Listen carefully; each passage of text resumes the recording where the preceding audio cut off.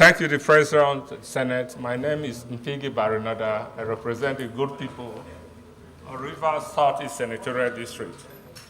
Mr. President, I stand here to move the motion that the votes and proceedings for Tuesday, 18 July 2023, be used as the working document and be adopted in this chamber. Mr. President, I so move.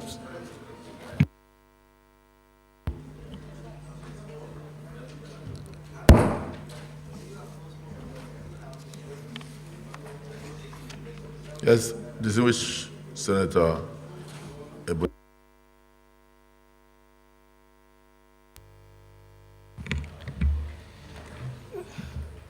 Good morning, the Senate President, distinguished colleagues.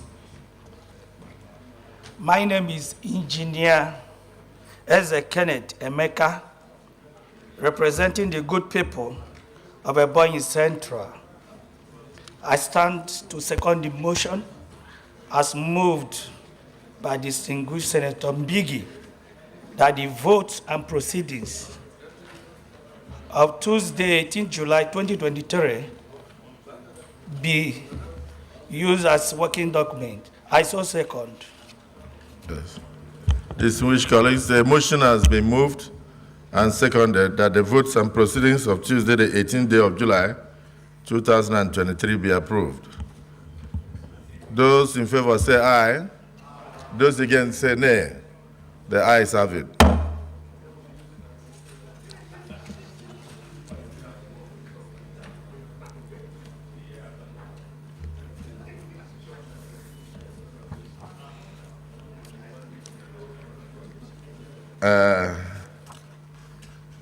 We don't have any oath today, so let's go into announcements. I wish to congratulate our Muslim brothers and sisters on the Islamic New Year, today being first day of Muharram,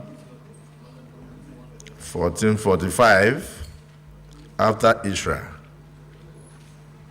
I pray for Allah's guidance, protection for all of you, your families, Mr. President, the Vice President, the entire nation, as we face our challenges, including the Senate President. I so pray.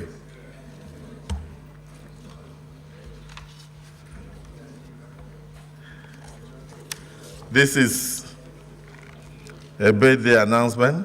Today, 19th day of July, is the birthday of distinguished Senator Victor Chukwunoye Ome. On behalf of the Nigerian Senate, our former Chairman Emeritus, ranking Senator, my in-law, and very soon a landlord of the Senate, I wish you, my distinguished brother and my colleague, a very happy birthday, long life, peace of mind and body, and more prosperity. Amen. Congratulations.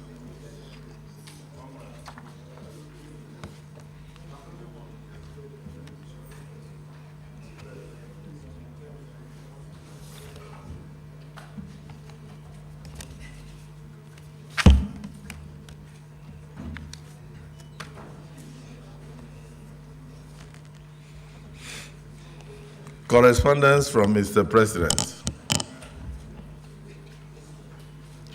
See, Senator Mbigi is getting excited.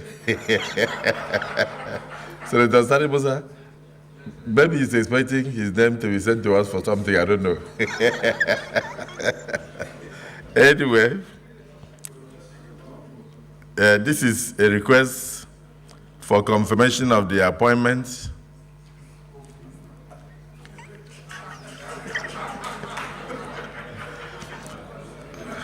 of members of the governing board of the Northeast Development Commission.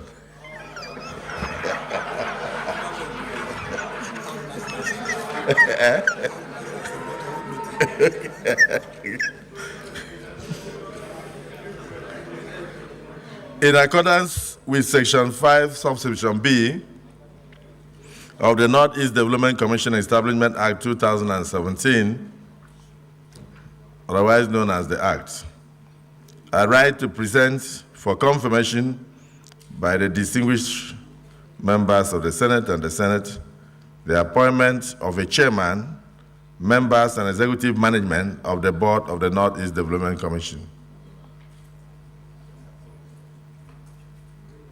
General Paul Tarfra, retired chairman, Northeast Adamawa. Honorable Gambo Maikabu, member, Northeast Taraba. Abdullahi Abbas, member, Northwest Kano.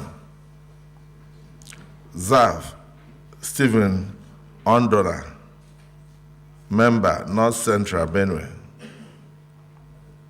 Chief Mutiu Lawal Are, member, Southwest Lagos. Samuel Ifeanyi Unribo, member, Southeast Abia. Frank Achinike Owo, member, South Rivers. Mohammed Goni Al-Khali, Managing Director, Northeast Borno. This is actually a reappointment. Musa Yashi, Executive Director, Humanitarian Affairs, Northeast Bauchi, another reappointment. Ahmed Abdul Salam Yahaya, Executive Director, Operations, Northeast Gombe. Dr. Abubakar Galba Ilya, Executive Director, Admin and Finance, from Northeast Yobe. The Senate is invited to note that 2 representatives from the Ministry of Finance, Budget and National Planning will complete the membership of the board as stipulated by the Act. While hoping that the request will receive the usual expeditious consideration of the Senate, please accept, distinguished senators and the Senate President, the assurances of my highest consideration. This is signed by President Bola Ahmed Tinubu.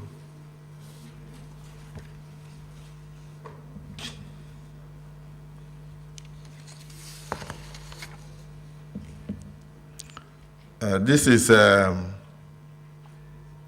further announcement, this time from members of the Third National Assembly. Third National Assembly, this is the 10th. Members of the Third National Assembly who are in the 10th Senate will meet at room 408 immediately after the plenary. The announcement is from distinguished Senator Oyeomi Lere, Third National Assembly. Third. Is that 1964?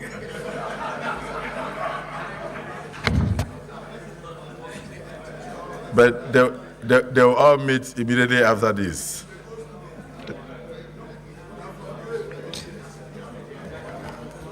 Any petition?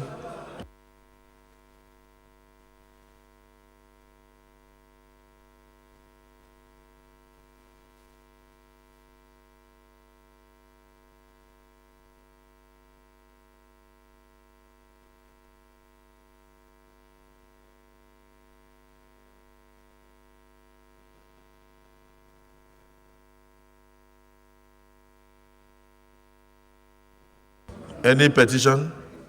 Yes.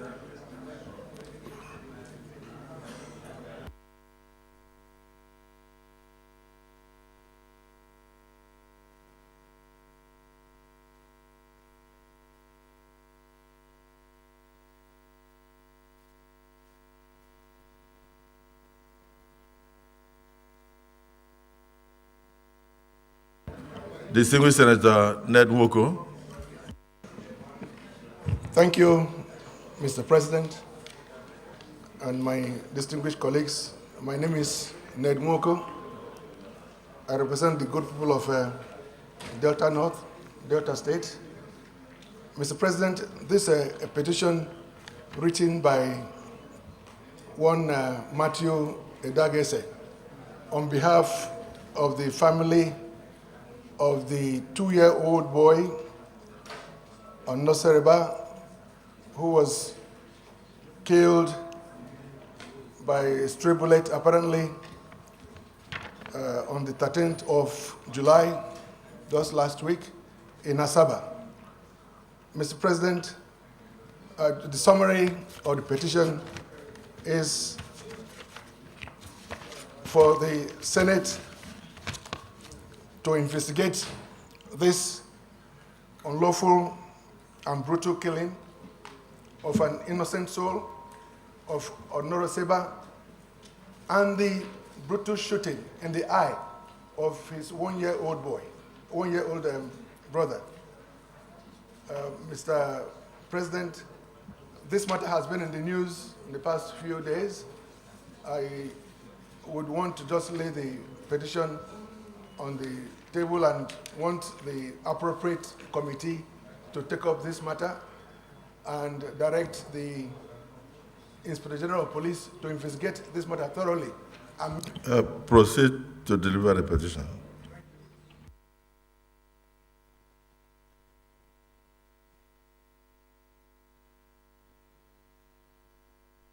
Point of order.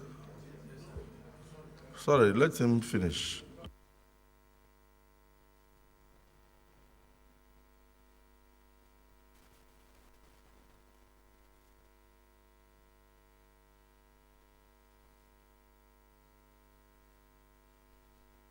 Petition.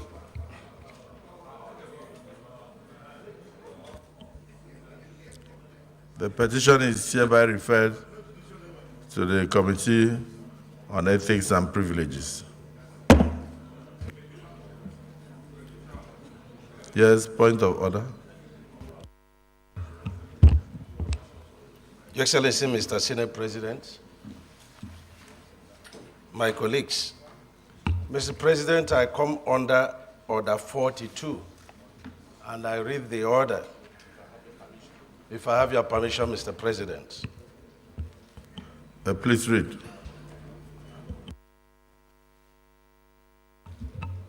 By the indulgence of the Senate and the leave of the President of the Senate, a senator may make a personal explanation, although there be no question before the Senate, but no controversial matter may be brought forward, nor may debate arise upon the explanation. The terms of the personal settlement shall be submitted in detail to the President of the Senate when his leave to make it is sought. Mr. President, can I proceed? Yes, so proceed to submit the details. Can you submit the details as you read? I will now, Mr. President. As soon as you submit the details, you read.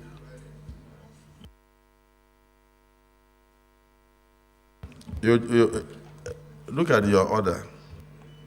The terms of the proposed statement that you are about to make shall be submitted in detail to the President of the Senate when his leave is sought. You've sought my leave, I've granted you the leave, now you proceed to submit the statement. Okay, Mr. President, I will submit a copy. Let me step it down and submit a copy. I will allow you, go ahead and read it, and thereafter you submit.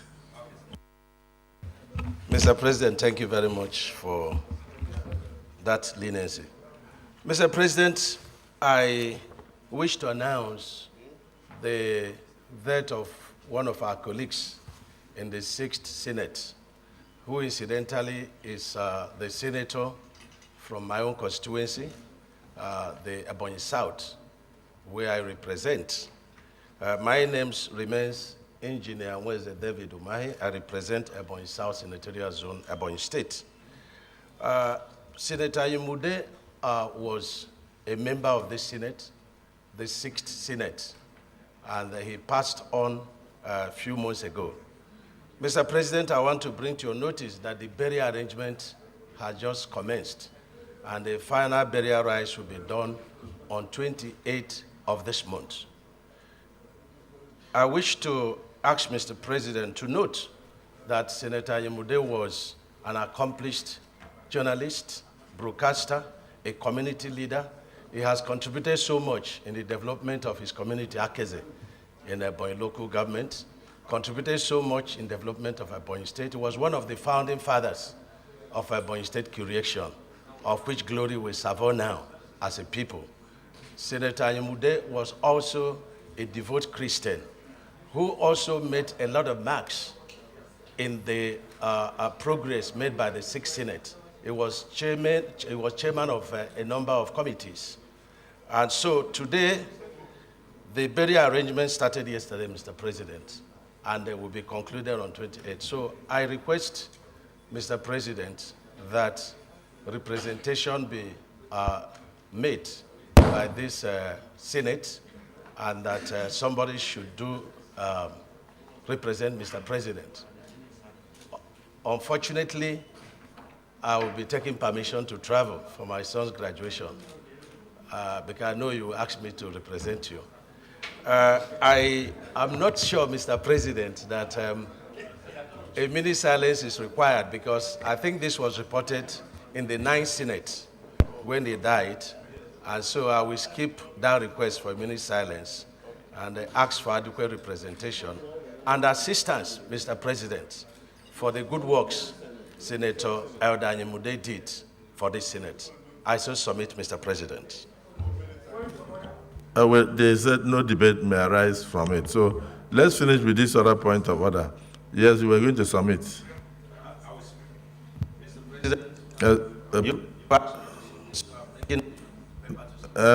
Bring what you have from what you read.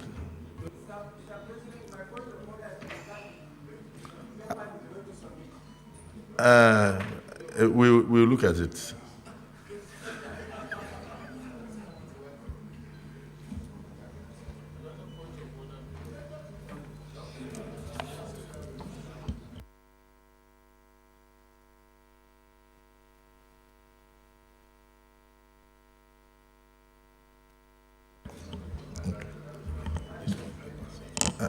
Yeah.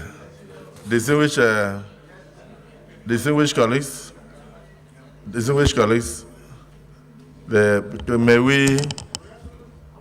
we've just, this matter has just been brought to the knowledge of the 10th Senate about the passing on of this our distinguished colleague. I will crave your indulgence that we rise and observe 1 minute silence from the 10th Senate in order to honor his achievements while he was alive.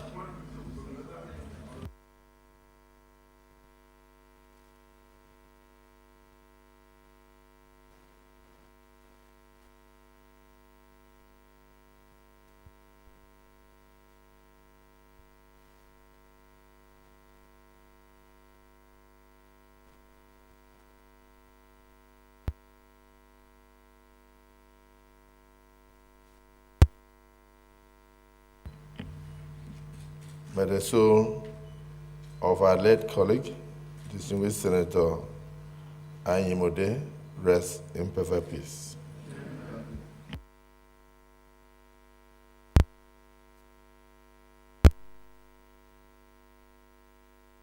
Yes, Senator Mongunu.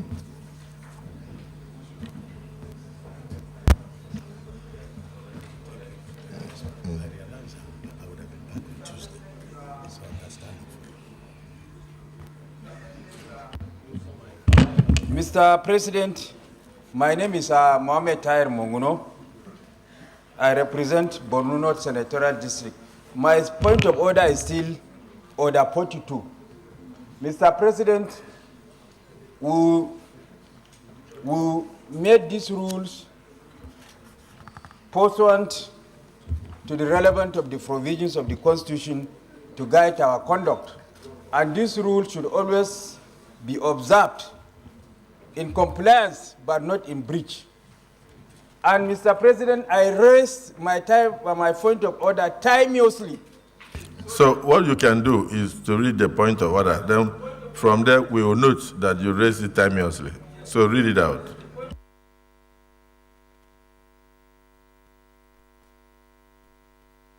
Of the Senate, when the leave to make it is being sought, the operative word here is shall. So you don't have discretion to give the deputy leader of the Senate the discretion to submit the statement after. He has to submit the statement before. You don't have any discretion. But in this case, you exercise a discretion that he should submit the statement after he has made his statement. So the operative word here is shall, and shall is mandatory. You have no discretion to waive it. By virtue of the Interpretation Act, shall is mandatory. You have no discretion to waive it, Mr. President. Well, sir, distinguished Senator Monguno, please look at Order 20. Look at Order 20, please. Have you seen it?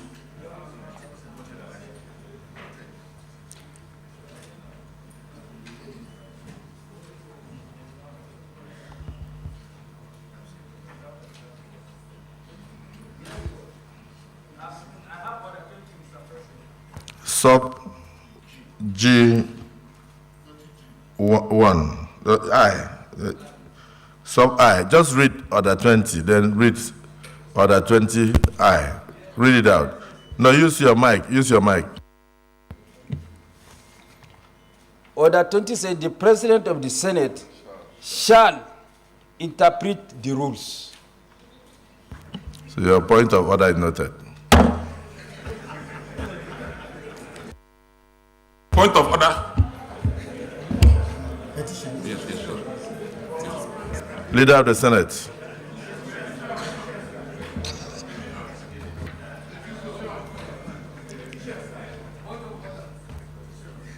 Yes, distinguished Senator Yaradua.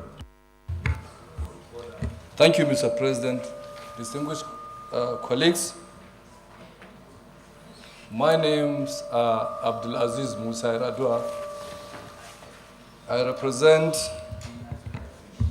the good people and Nigerians living in Katsina Central.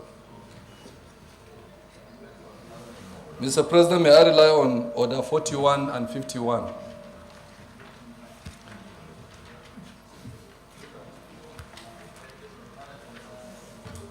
With your permission. Yes, read out the order.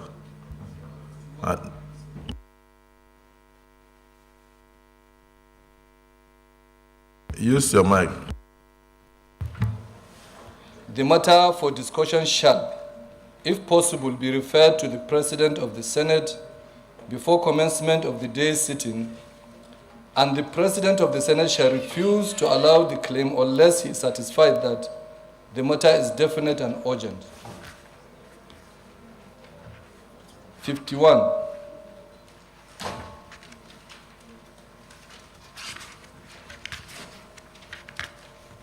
Notice shall not be dispensed with in the case of a motion or in respect of any other proceeding for which notice is required except with the consent of the President of the Senate and the general assent of the senators present. So, Mr. President, with your permission. Well, distinguished colleagues, Senator Yaradua had actually approached me on an urgent matter that had to do with almost a major threat to life. And he wishes to go ahead to raise it. Is it the view of the Senate that he be allowed Those who are in support say aye. Aye. Those against say nay. The ayes have it. You may proceed.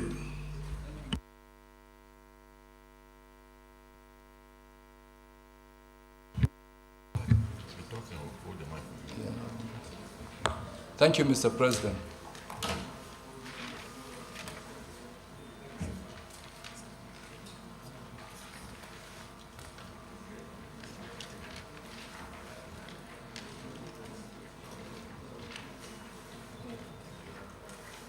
Mr. President, I wish to move a motion on matter of urgent public importance on the urgent need to investigate the abuse of firearms by officers of the Nigerian Customs Service in Katsina State.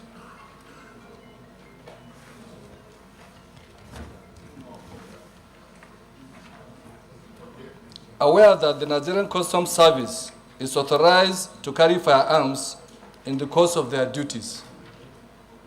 This is aimed at assisting the service to effectively counter activities of smugglers who have recently become emboldened in their attack on custom personnel, in many cases using sophisticated weapons.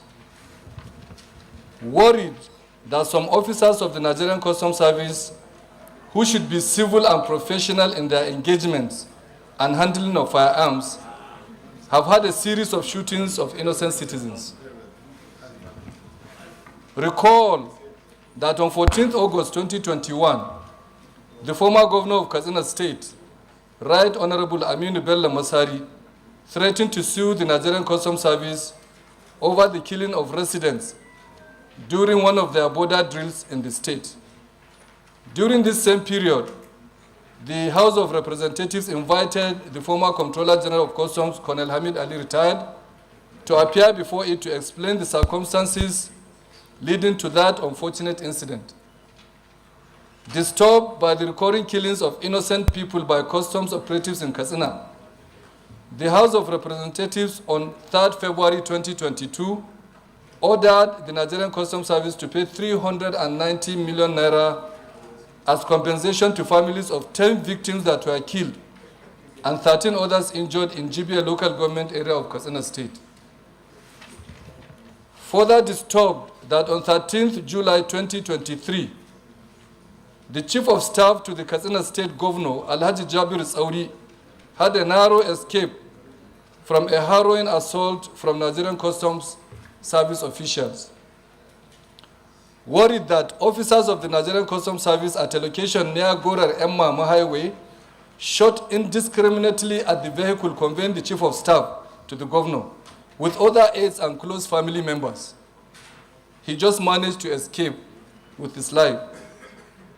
Concerned that the officials of the Nigerian Customs Service are yet to apprehend or arrest the erring officers or bring them to book for the unfortunate incident. The Senate recalls that in September 2021, personnel of the Nigerian Customs Service shot at the convoy of the former Katsina State Commissioner for Local Government and Chieftaincy Affairs, Alhaji Umar Gojo Gojo, while driving from Daura to my Adwa local government area of Katsina State. Worried that the inability to checkmate this recurring abuse of firearms by officers of the Nigerian Customs Service might lead to further loss of innocent lives and possibly reprisal attacks by angered civilians. Consequently, the Senate resolves condemn the indiscriminate shooting by officers of the Nigerian Customs Service on 13th July 2023 in Katsina State. Urge the Nigerian Customs Service to fish out the erring officers and investigate the incident that led the custom operatives to open fire on unarmed civilians. Urge the Nigerian Customs Service to improve on the training of its personnel in handling firearms, especially fire discipline, when dealing with Nigerian citizens. I so move, Mr. President.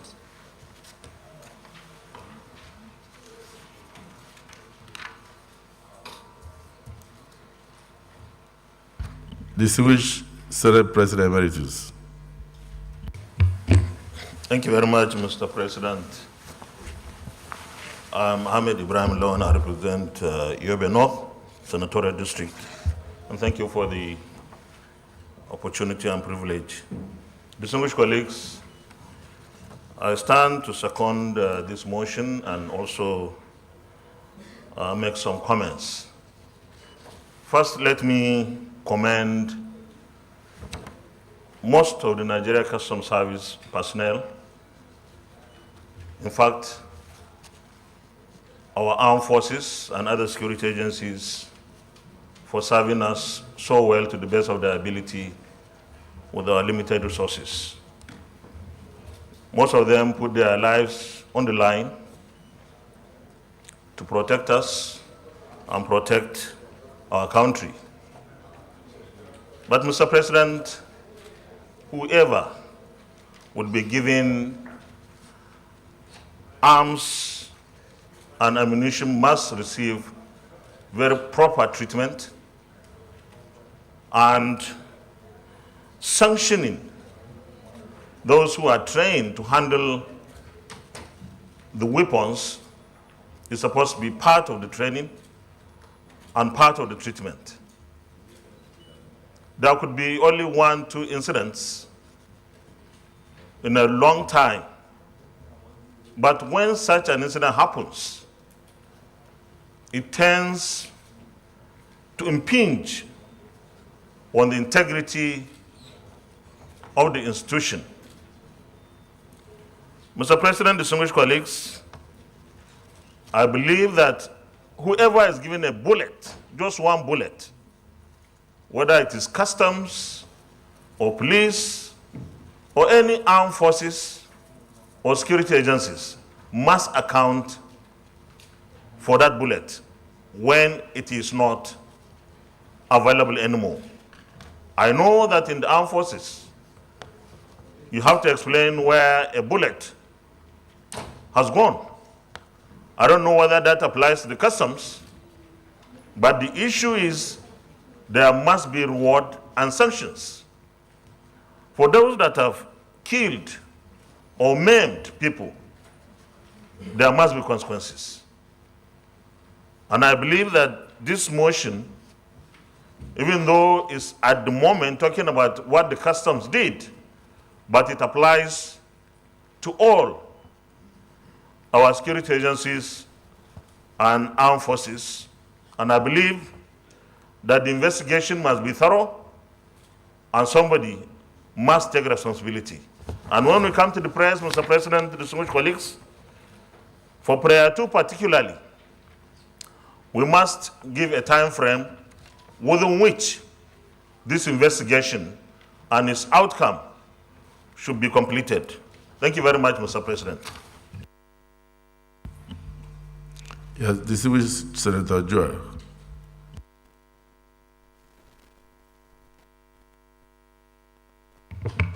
Mr. President, I want to thank you for the opportunity to speak.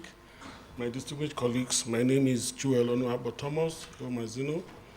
I represent Delta South Natural District, the oil producing area of Delta State.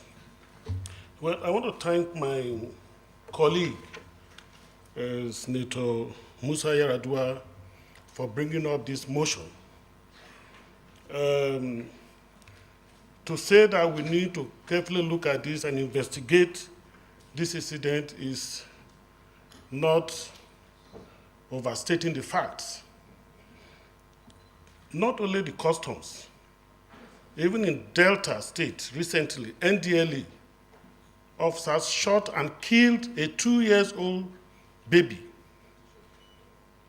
And I think the combined effect is not for only the customs, the NDLA, and other security agencies.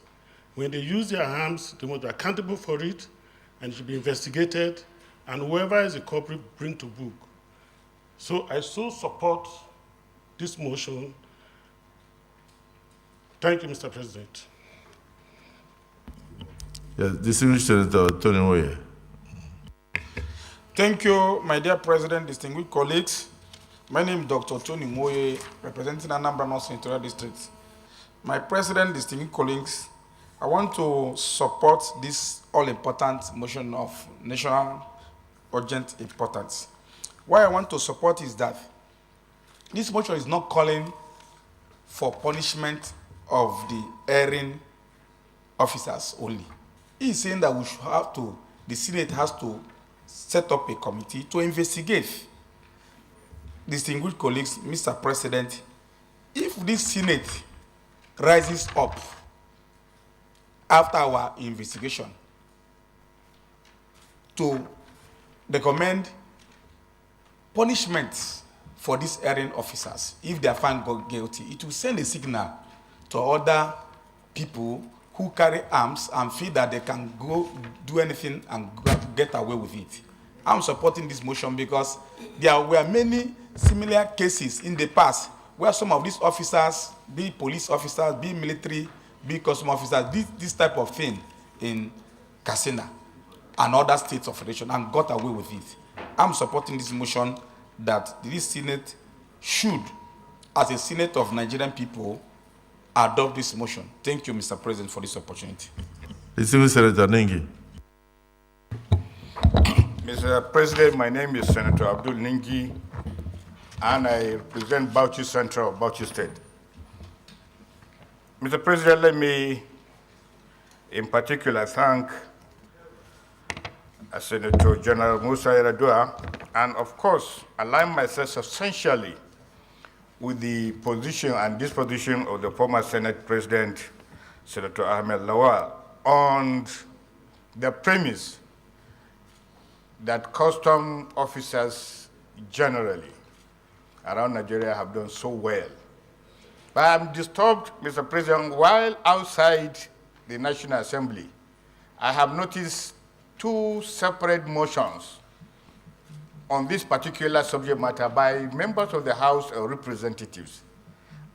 Then the custom was under the leadership of Colonel Hamid Ali, and I think because he's a military officer, or he was a military officer, he hardly differentiates the role of the custom and that of the military. It is that corridor that has been a recurring dismal. There hasn't been issues with custom in Lagos, in Ibadan, in the east, and in the southwest.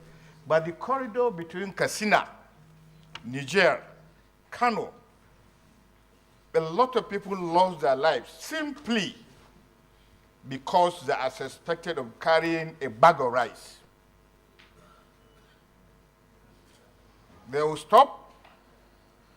Sometimes you lose brake, they will shoot you. Even on motorcycle, where it is physically seen that somebody is carrying a bag of rice, because some officers will just shoot and then they will kill. And nothing happens over the years. And therefore, when this motion comes up, it rhymes with the difficulty the governor of Katsina State is facing, because his chief of staff, as rightly put it, narrowly missed his life because there was bombardment and sporadic shooting by custom officials, all in the vein of looking for those who bring in rice from Niger Republic. It is just about rice, sir. It is rice, rice, rice. The major people who actually do the racketeering are not being watched. Those smugglers, those full-time smugglers are seen and known, but nobody apprehends them. Nobody even arrests them. Nobody even calls them to question. But the few ones that goes to around the border, get one bag of rice, are killed.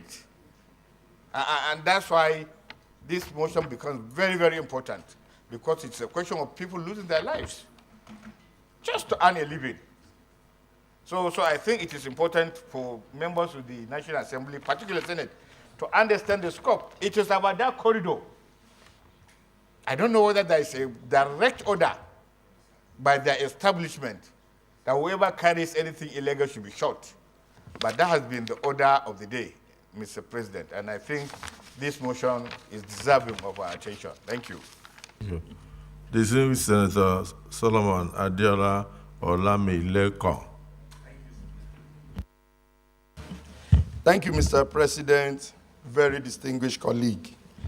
Let me thank the mover of this motion for bringing this motion before the Senate.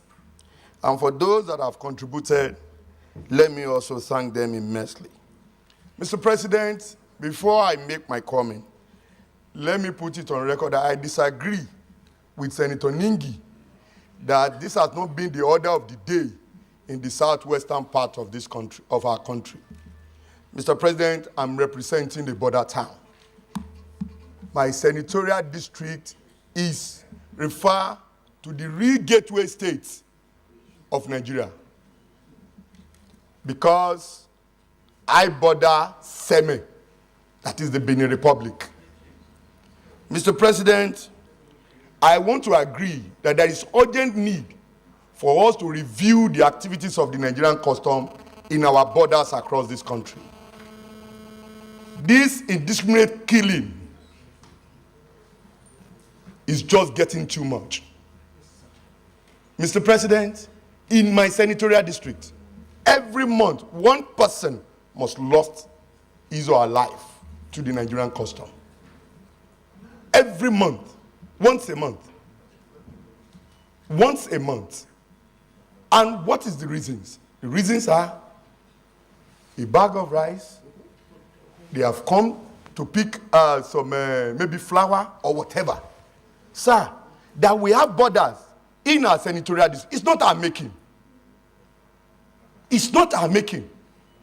And if people there are trying to legally take advantage of what is within their domain, I don't think killing should be an option or the best way to address these people. And I'm saying this because, Mr. President, I've witnessed so many. During my electoral campaign, it was a major issue. Let me give you another instance. In my senatorial district as we speak, if you want to get all the filling stations along the borderline have been shut down, all because of smuggling of petroleum products. Now, federal government now put up a policy that for you to get a petroleum product, you have to travel from the border 20 kilometers into the town to get fuel. And by the time you travel from the border to 20 kilometers into the town, and by the time you are returning without fuel, you don't have fuel again. So these people now resorted to the idea of carrying kegs to buy fuel back home so that they can use for their business around the borderline. Sir, as we speak, subsidy has been removed.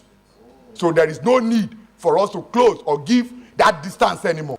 And it's not something that we just take, we just a wave of hand that yes, it's not one of those motions, because it will not be too good for us as the representative of the people to start inciting our people against the Nigerian custom.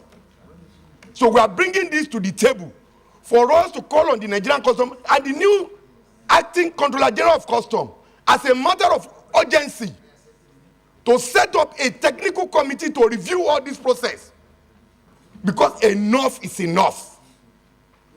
As the Senate President, former Senate President have said, before you give anybody arms, I think there should be psychiatric tests.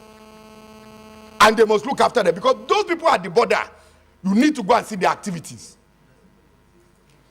And the last CG custom, all these issues, I've visited him in office, I have talked to him about this. So for us to have this motion before us, Mr. President, we must take it with all seriousness to address this issue once and for all. Thank you. I think the anger you are expressing is a reflection of the feelings of the entire Senate, because the issue is very serious. But let me hear from the Distinguished Senator Sadiq. Thank you very much, Mr. President, my distinguished colleagues. I am Sadiq Suleiman Umar, and I represent the good and decent people of Kwara North, and we all are. Mr. President, I need to be protected. They are having a debate. Thank you very much, Mr. President. Mr. President, like it's been said, this is worrisome, but we must also accept that our military officers, security agency, uniform men, they are doing excellently well. When you look at the magnitude of those who do the right thing, it takes a few that misbehave to create problem to us in the society.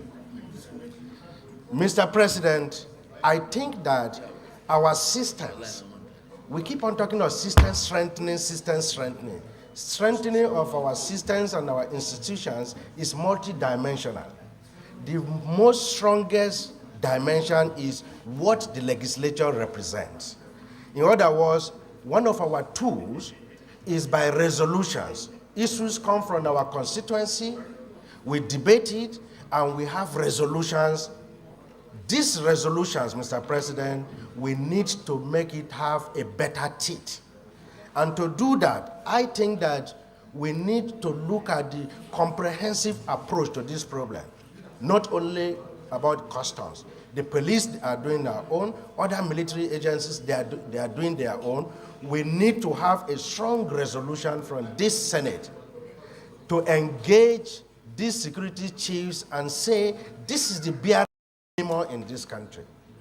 A life of a citizen is so critical that anybody who operates outside the laid down fundamental framework of rules of engagement must face the consequences. Our problem is compliance and punishment and consequences of not doing the right thing or doing wrong thing. Mr. President, I think we need to take our resolution very seriously and ensure that the people know you do wrong, you are going to pay for it. That's what we need to ensure in this country, Mr. President. Distinguished Senator Father Hansen.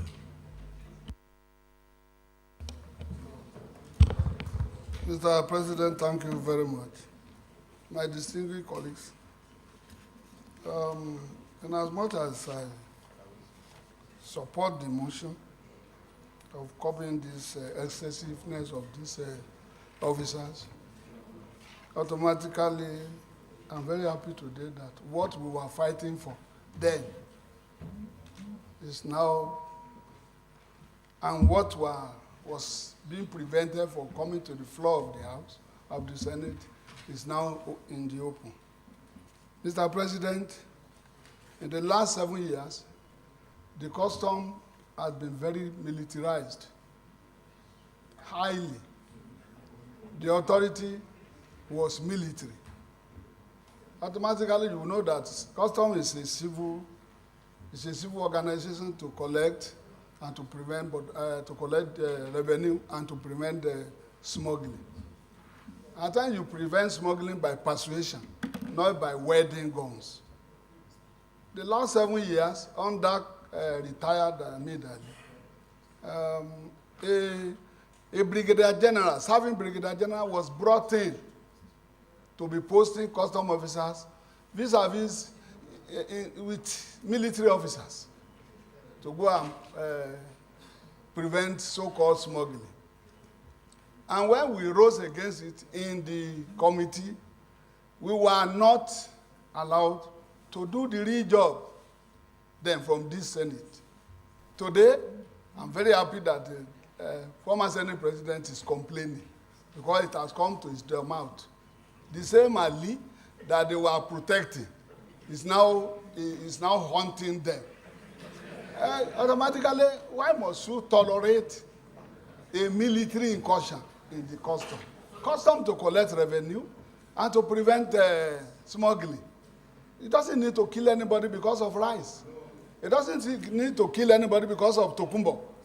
But when he kills today and nobody sanctioned him because he has somebody there, he didn't respect anybody here as at that time. Until the last day he left, it was a war. Mr. President, now that a civilian has come there, he's a well-trained officer. Automatically, what he's doing now is to demilitarize the customs. Although they are killing, the so-called smugglers, they are killing them too. And many of them have been buried to unknown places that we are still looking for them till tomorrow. But for us now, it's for the man there now to start demilitarizing customs so that everything is not by wedding gone inside town, inside market, opening shops. It's not in our heart. It's there. But when the military man is posting them, and you know the work of a military man is to go and fight war. Anybody on your way that is preventing you, you kill. And when this rice, the issue of rice was banned, we shouted that it will amount to killing our people. Because many of them, they don't know where to go. Nigeria is consuming 7.2 million metric tons a year. The rice farmers, most of them are here. The rice farmers could not produce up to 3 million a year. Where is the balance?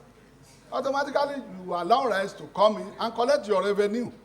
But if you say you are going to ban their livelihood, these people will go back to smuggling.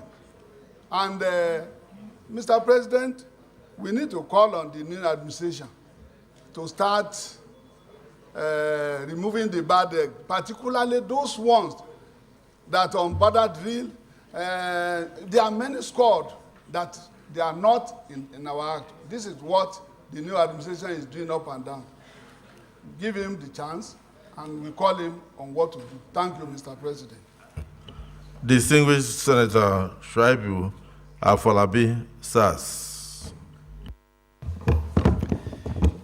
Thank you, Mr. President, distinguished colleagues. I rise to lend my voice to this motion, and I will provide a background. My name is Shuaibu Afolabi Salis Ogun Central. Ogun Central is part of Ogun State called the Gateway State. To give you an idea, Abeokuta, the state capital, is hundreds of kilometers away from the border towns. Indeed, it will take you 4 hours to travel from Ogun West to Ogun Central, where we share border with the Benin Republic. Our traders in Abeokuta, the state capital, who sell rice, will sometimes wake up in the morning and find out their shops have been looted under the pretext of customs trying to look for smuggled rice. You don't go to somebody's shop at 3 a.m. when the person is not there. You break open the shop, then you are looking for smuggled rice in the shop. Ogun East, that is also even further away from the border town. You find customs moving from the border town to Shagam to Ijebu-Ode, and in the process, they also kill people, not at the border towns now, but right inside major cities in Ogun State, under the pretext that some of these traders, when I serve as the chief of staff to the governor of the state, we set up a committee, and the traders will say, all these customers would not come to their shops at midnight.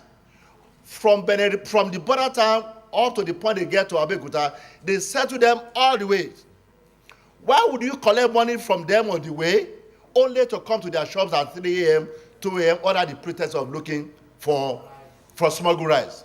So I think the issue requires just goes beyond mere condemnation and urging the Nigerian Customs to set up an investigation.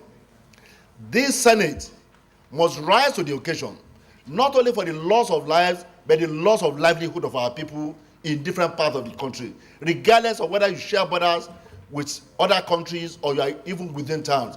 Therefore, I am when we get to the prayers, that we need to set up an ad hoc committee to look at these issues in totality to prevent occurrence of this ugly incident now and then.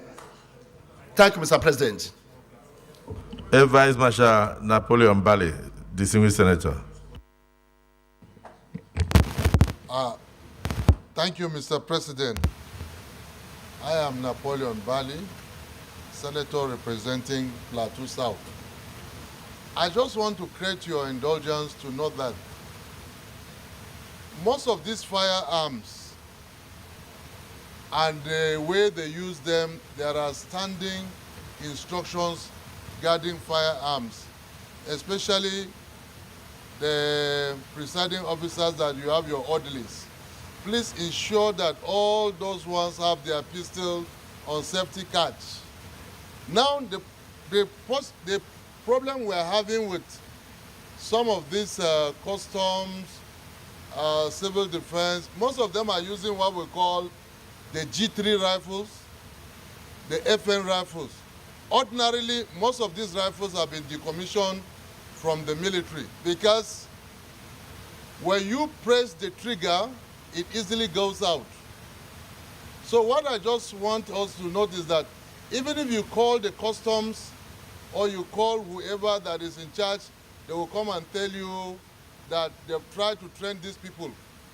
What I want to just encourage, sir, let us make sure that defaulters are heavily punished, because the sponsor of the motion knows fully well in the military, accidental discharge where it leads to fatality, you will be court-martialed and the penalty is death. And that trial takes place as speedily as possible. So if some of these trials can take place and people are punished whenever, because every security personnel carrying firearms, you're supposed to know that your firearm is supposed to always be on safety catch, especially those using FN rifles and G3, and because those are most of the rifles I've been seeing customs using. So what I am supporting the motion, but what I'm just begging in the prayers is that let this Senate ensure that all defaulters are heavily punished. Thank you, sir. Distinguished Senator Yari.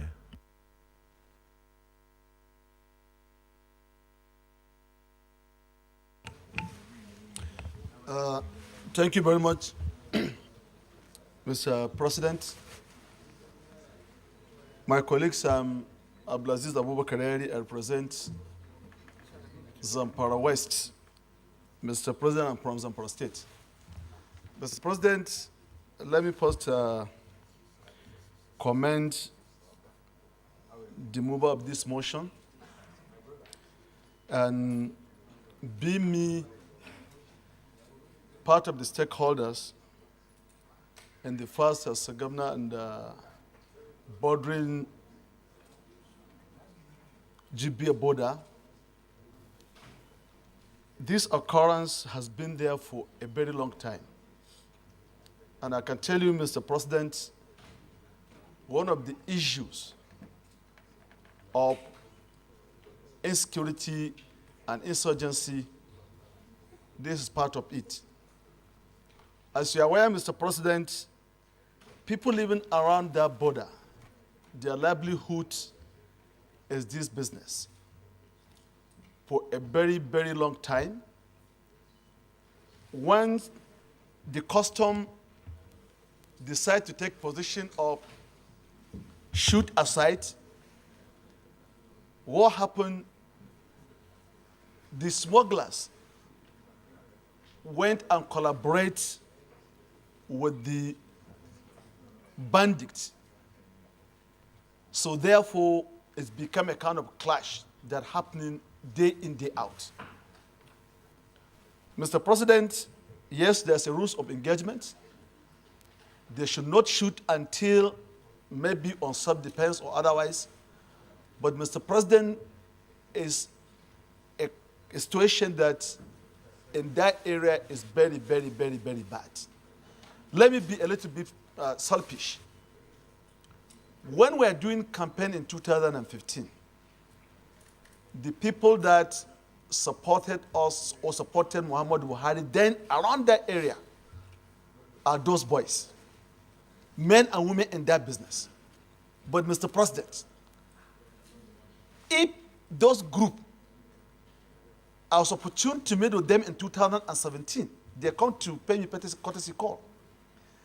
When I started asking, where is one person she was shot by a custom? Why this person was shot by a custom? Why? And they mentioned about 10 out of them. All of them were shot by a custom. I asked them how. They said the position they have taken is anybody that came with rice, not any drugs or any other thing, rice. So, Mr. President, I'll be on the opinion that this Hello Chamber should take this matter very serious. the life of human in Nigeria, I think, is valued, the chicken is more valued than that which is not supposed to. In governance, the post is life and property of citizens. But if we can employ and give guns to the people to protect the life and properties and safeguard our territorial integrity and standing up against our citizens, I think this is something serious need to be done. So therefore, Mr. President, I will plan with let's have a kind of a committee to interact with the custom and find a lasting solution, because it's not having our government very well. So, Mr. President, Associate, thank you very much. Let me, we have to end the discussion, but let me hear from is there anybody who is opposed to this motion? I noticed Senator Alero seems to be opposed to the motion. Senator Alero, let's hear, since you are opposed to the motion. Yes. Thank you, Mr. President, distinguished colleagues. Mr. President, I am not against the motion, but rather I'm in support of it, because what the customs are doing is to protect our borders. Importation of rice in this country is not banned, it's not prohibited. What the law says is that you should bring the rice through the seaport, not through the border. And you pay 70% import duty and clear it and bring it to the market to sell. Unfortunately, just a question. Just a question. In Katsina, you see a village that is less than 1 kilometer from the next country. So for them to buy rice and sell, they have to take the other country should take the rice to Lagos port, bring it in and pay 70%, then take it back to Katsina. And then, okay, please. To be clear,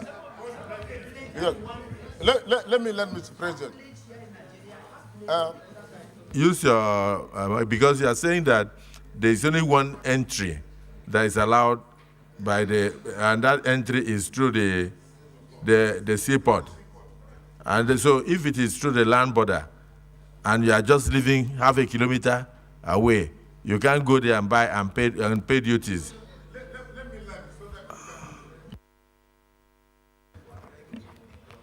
Thank you, Mr. President, distinguished colleagues. As I said earlier, importation of rice in this country is not prohibited. You can bring rice and clear it through the port. You pay the custom duty at 70%, and the NAFDAC, that is National Agency for Food, Drug and Administration and Control, will certify that the rice is in good condition and there is no problem for Nigerians to eat it. Unfortunately, smugglers have resorted to using our border, smuggling rice that is not even certified for human consumption. And the government has been advertising in the dailies and also in the electronic media that you patronize Nigerian-made rice because it is more healthy for you to take it. Mr. President, it is not only rice that is the issue.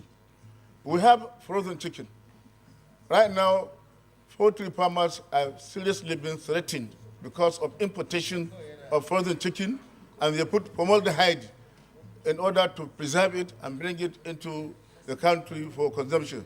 Even wearing apparatus, Mr. President, doesn't come through the border. And Nigeria is losing a lot of revenue. And as for the use of arms, the custom officers are not allowed to shoot and kill. They are allowed to shoot the tires and, if possible, stop the vehicle that is carrying the prohibited item or uncustomed item. So the issue of investigating the officers that shot the smugglers is in order. I support it. And I know customs, they have been doing that, and they have been putting quite a number of them under dismissal. They have been dismissed. They have been handed over to the police for prosecution. Some of them have even been convicted. I know several that have been dismissed and been prosecuted. They are now in prison. So, Mr. President, let me use this opportunity to commend the Nigerian Customs Service for defending our borders. I know the borders are so porous. I come from a state that has border with two countries, Benin Republic and Niger Republic. And I know the activities of smugglers there. They operate recklessly. And custom officers are trying their best to stop them. In one day, Mr. President, they can move over 50 to 100 tankers of petroleum products into Niger Republic and into Benin Republic. And they don't even go through the approved route. They go through the bush. So if custom officers see them, they normally shoot their tires, deflate the vehicle, and then seize the petroleum products. So while I commend the mover of the mission, we have to also state what the customs are doing. They are doing their best to protect our borders. They are doing their best to protect our local industries. Because right now, the poultry industry is being threatened. Even rice processing and even rice farmers, they are being threatened. And let me tell the Senate that most of the people that are doing smuggling of rice are not Nigerians. They are Asians, they are Lebanese. They bring 5 shiploads of rice and discharge them at Cotonou, and they use agents to bring them into the country. Because they know if they bring them into Nigeria, they will pay 70% import duty. And there is no way they can compete with locally produced rice if they pay 70%. So we need to protect our industries. We need to protect our producers. Right now, the poultry farmers are closing their farms simply because they can no longer compete with the frozen chicken brought from Brazil. A shipload of frozen chicken is being brought on a weekly basis. And they use formaldehyde to embalm the chicken so that it will not rot. And they bring it into the country and people consume it. And that is causing cancer and other related diseases. So, Mr. President, we should know this. And the customs are doing their best. The issue of shooting, nobody can support it. Yes, we have to tell the customs that you have to observe the rule of engagement. Nobody will support shooting of innocent people. So that's my case, Mr. President. Well, thank you for your contribution, but I think what we tend to worry about is how one bag of rice will lead to capital punishment. You know, if you are carrying a bag of rice on a motorbike and you are shot dead, and like the senator Sars said that sometimes, in fact, I think it's Senator Yari that said that by the time he visited a particular community, those who voted for us in 2015, over 10 of the boys had died. And they were all shot by customs, shot by customs, shot by customs. So it means that it's something that we must look at holistically. Why are they doing it? And that means even if you bought rice in the market, you could also be shot dead. That's a simple truth. It may not necessarily be a smuggled rice. But Senator Danduse, you are from Katsina, and you must have something. You must have had an experience on this matter, so we can close it and go into other issues. Senator Danduse. Yes. I'm Senator Danduse Muntar Mohammed, representing Katsina South. This situation is very unfortunate. If you look at it critically, it's very alarming considering the fact of the situation on ground. By looking at the criminals elements they operate normally in the night, but the customs only operate in the morning, and they disturb the innocent citizens when dealing with the activities of what is happening. So that is why you may discover that they only attack the innocents and the responsible people in the morning and allow the criminal element to operate in the night.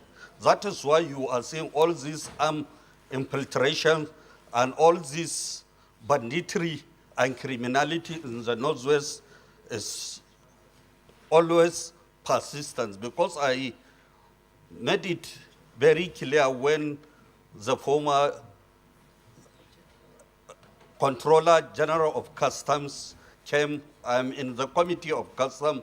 I asked him, why are they by 6 o'clock, they leave the areas for the criminals? They are not doing what they are supposed to do. They are always killing people. In my constituency, they kill a lot of drivers when they are taking just bag of rice. And they are not taking care of what they are supposed to do responsibly to man the borders and ensure peace and security of this country. I think the fundamental aspect, Mr. President, on this very important, we need to have a holistic approach to this existing situation for the landmark of the future, because the 10th Assembly is determined to ensure peace and security of this country. And for us, we have to constitute an ad hoc committee. My prayer is to constitute an ad hoc committee that will look this lingering problem so that we can come to an end to this very unfortunate situation. Because all the border towns is like that. They allow the criminals elements to operate in the night, and in the morning they disturb the innocent citizens. Thank you, Mr. Chairman. So the civil senator Danduse, what you are saying in essence is that even those that are being killed are actually the innocent ones, because the real criminals operate in the night. And so I think, thank you for this. I think we should go into the prayers, because almost everybody has the same view. I've not seen anybody who is opposed to this. So the prayer one, condemn the indiscriminate shooting by officers of the Nigerian Customs Service, particularly on the 9th July 2023 in Katsina State. Those in support of this prayer say aye. Urge the Nigerian Customs Service to improve on the training of its personnel in handling of firearms, especially especially this is what I have here, especially fire discipline. Maybe I'm sure it's maybe okay. Fire discipline when dealing with Nigerian citizens. It's a military term. Those in support of this military term in prayer 3 say aye. Those against say nay. The ayes have it. Any additional prayer? Yes, the civil senator Abo.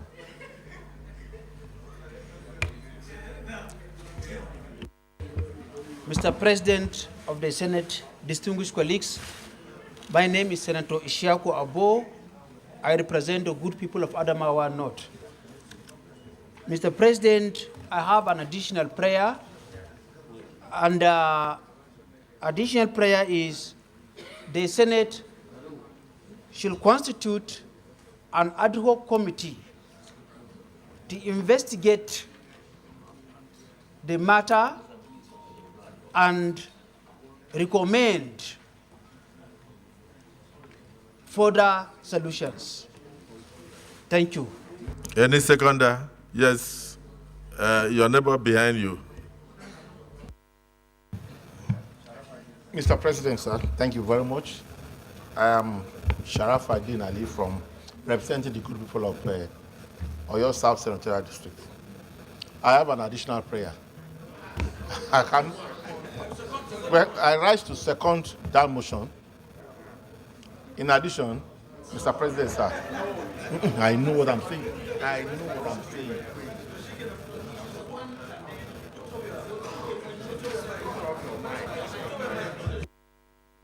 Sharafaddin, go on. Mr. President, sir, apart from seconding the motion, sir, I want you to first of all rule on this, then I'll come up with an additional prayer. You will come up with something else? With additional prayer? Okay. So those in support of the additional prayer as seconded, that we set up an ad hoc committee to take a holistic look at this incident and also recommend solutions. Say aye. Those again say nay. The ayes have it. Yes, Sharafaddin, you said you want to do something else. Thank you, Mr. President. I've listened to the even Senator Alero that rice is not banned. Importation of rice is not banned in Nigeria. It's just that it must pass through the port. And listening to Mr. President's statement that it is very difficult for us to be able to implement that particular law. I want us to pray that we urge the customs to amend that regulation to ensure that duties are paid at every point of entry into Nigeria. I so move, sir. Well, we've already agreed to set up an ad hoc committee, and so those I don't think we should take it as a motion. But is there any seconder as a motion, as a prayer? I'm thinking that this is what the committee will look into. But if you want it, no. What do you want the committee to do again? If what he's saying is that he would like us to put it as additional prayer, that customs should allow people who are bringing in rice to also pay at the various border points. The committee, I believe, should look holistically and then also look at the methodology, because at the end, even payments, you may need to have payment points, mode of carrying money. Otherwise, you expose people to death, and then also expose the receivers of the money to danger because of the remoteness of most of the border areas. So I don't think it's something we can just put as a decision of the Senate. But yes. Thank you, Mr. President. I think the prayer made by my distinguished colleagues is very much in order, because right now. Okay, so you are seconding the prayer? No, you can second the prayer so that we go ahead. Yes.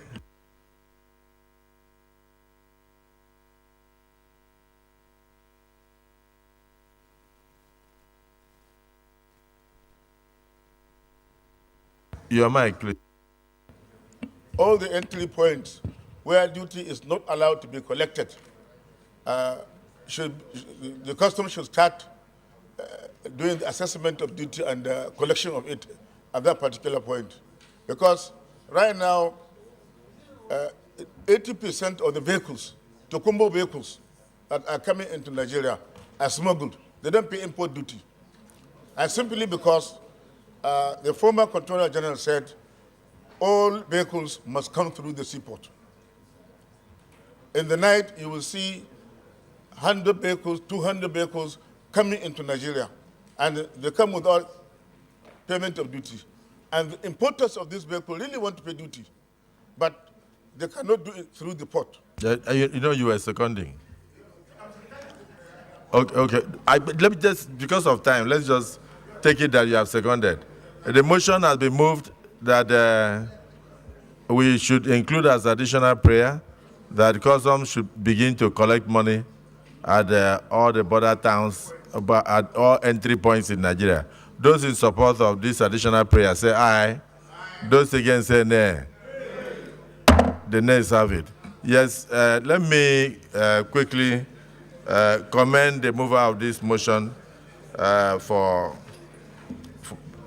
bringing this to the fore, and to say that yes, indeed, the Nigerian Senate condemns in totality the killing of innocent citizens just because they are found with bags of rice without any investigation, and that we condemn it in totality. We don't believe in any way that a bag of rice on a motorcycle is enough to attract a capital punishment. And then I also want to commend my colleagues for your contributions, particularly that of the Air Vice Marshal Napoleon Bally, retired.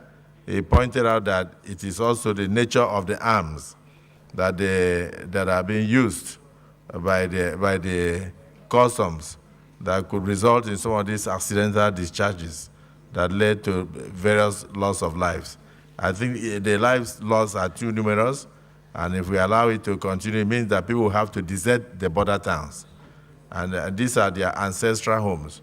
And so there is no way they can desert their ancestral homes because of, in fact, they will live in fear of killings in the daytime, and then killings in the night by bandits, and killing in the daytime by customs. So it's such a serious issue that I believe the Senate should have this ad hoc committee that has just been approved to look into it. So I thank distinguished Senator Colonel Yaradua, retired, and all of you for your contributions. Then, because of the seriousness of it, I believe we should go straight into setting up an ad hoc committee. So the ad hoc committee that will look into these customs menace vis-a-vis their relationship with the populace. Distinguished Senator Farahonsi, you said you tried your best in the 9th Senate. It did not work, so you will be the chairman of this ad hoc committee. Distinguished Senator Shuaibu Lawan will be a member. We have tried to pick from different zones of the country. Distinguished Senator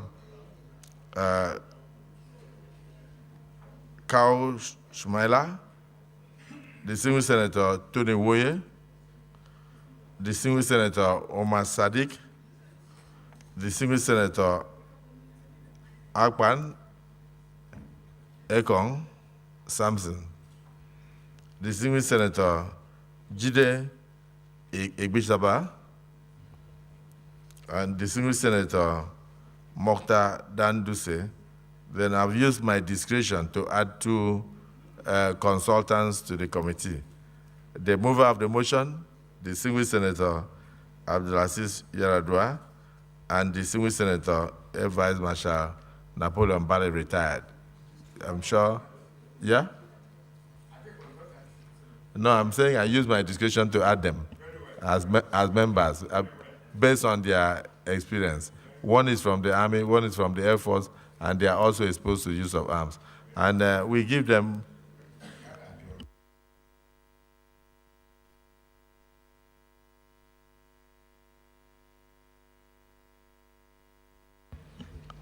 and then the man that is most angry among all the contributors, Distinguished Senator Solomon Adiola Alamiloko, because you represent Semeboda, where this thing is also very prevalent. So yeah? Please, Adiola Solomon, you're also a member of this committee, but the chairman is Senator Farahonsi. Now, I have Senator Goji has suggested that you have a right to consult Senator Aliero because of his wide experience with custom. So this is a decision of the Nigerian Senate. Leader of the Senate.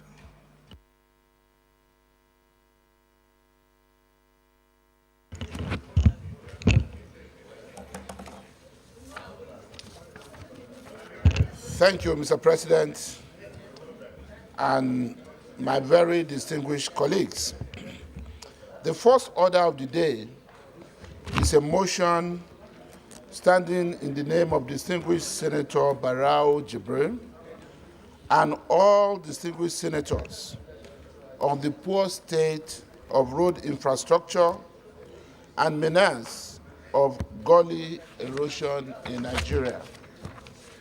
Mr. President, you may wish to invite distinguished Senator Barao Jibril to move the motion. Distinguished Senator Barao Jibril. Thank you, Mr. President. I am Barao Jibril, representing Kano North.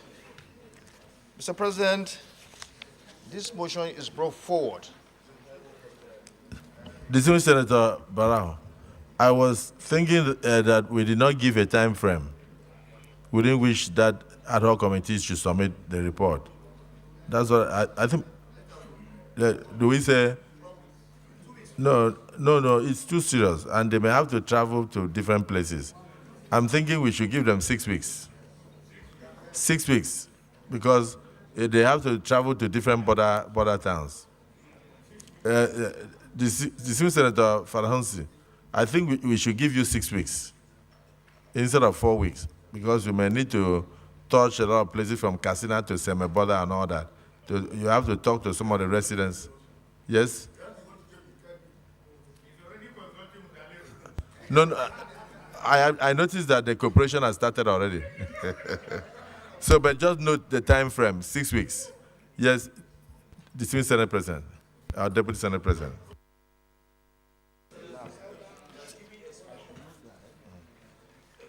Thank you, Mr. President.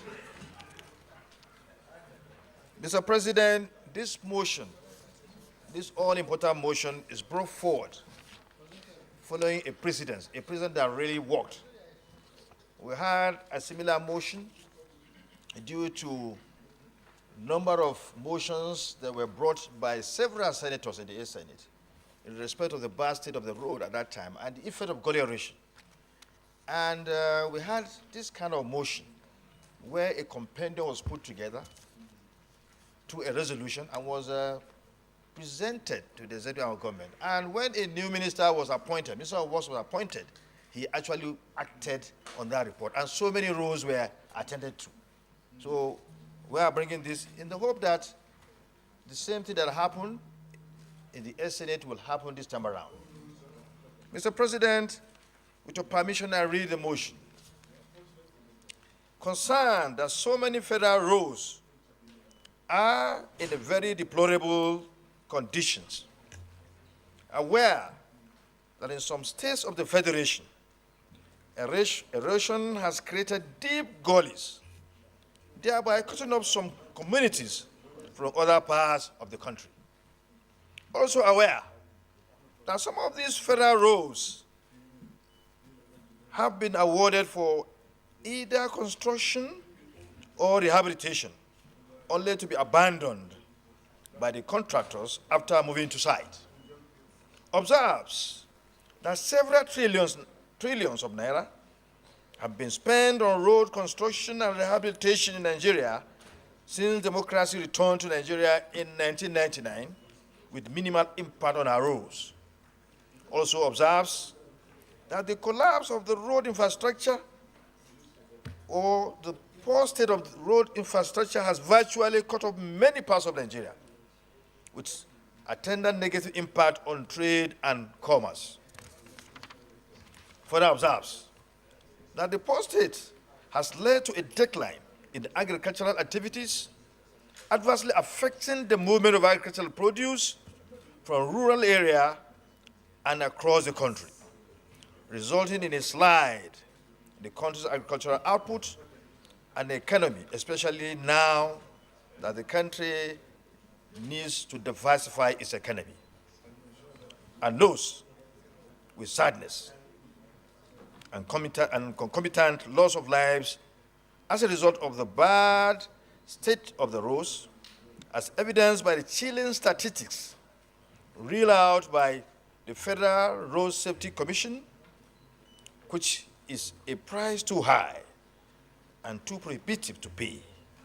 Accordingly, resolves to set up an ad hoc committee to come up with a compendium of all the federal roads and erosion sites across the country, either awarded but abandoned by contractors or have not been awarded at all to be forwarded to the Federal Executive Arm for urgent intervention. Mr. President, I so move. Yes, the minority leader. Thank you, Mr. President. Mr. President, my name is Simon Wadkun. I'm from Plateau State, and I represent the good people of Plateau North. Mr. President, I rise to second this all-important motion by the Deputy Senate President. With your kind permission, I'll also wish to go further to lend my voice on other critical issues with regards to this motion, Mr. President.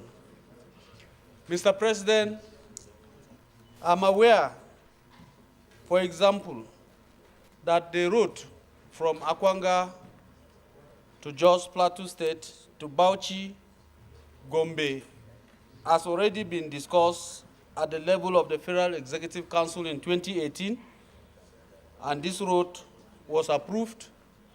And I think what is there is that we want to see the execution of the construction of this road.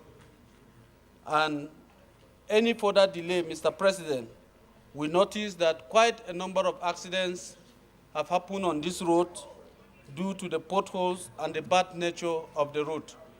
And there's always heavy traffic on this road. Mr. President, recall that most senators have come out with motions to discuss the state of roads or bad roads in their federal constituencies and states. And I think the mover of this motion, that is the distinguished Deputy Senate President, thought it wise that a compendium of all these roads across the country to be considered in one motion will be apt. Otherwise, we will have 109 senators presenting motions on the issue of roads in their federal constituencies. And the importance of this motion cannot be overemphasized, Mr. President, because as we can see, following the subsidy removal, of course, if this is also coupled with bad roads, it will still unleash untold hardship on these citizens or on the citizens of Nigeria. And I think the reconstruction and mending of these roads will alleviate the suffering of motorists and other commuters using our roads, whether it is Trunk A, Trunk B, or Trunk C. But our focus here is the Trunk A roads. Definitely, if these roads are fixed, it will also boost the economies of many states, because most of these roads, aside from transporting people to their various communities, they are used to transport goods and services to the various parts of this country, and that will boost the economy of those states and also help our transporters and those that are involved in businesses that has to do with transportation. Mr. President, I believe that the issue of accidents will also be curtailed drastically if these roads are fixed and maintained. I therefore wish to support this motion.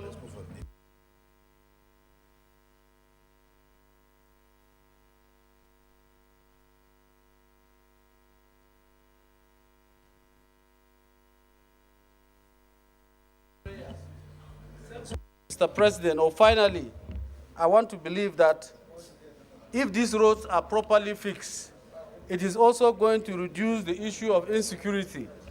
We are from communities that sometimes you have this series of attacks, and if there is an attack somewhere and there's no access road to such places, of course, it will be difficult to handle such situations. I therefore wish to second this motion and pray that my colleagues would look at this motion dispassionately and also support it. Thank you, Mr. President. Yeah, the civil senator Karimi. Thank you, Mr. President. My colleagues, my name is Karimi Sunday. I represent Kogi West. Mr. President, the issue of road construction and rehabilitation in this country is becoming a huge problem. And this administration needs to tackle it urgently. In fact, all over the Federation, you see road contracts awarded but not funded as required.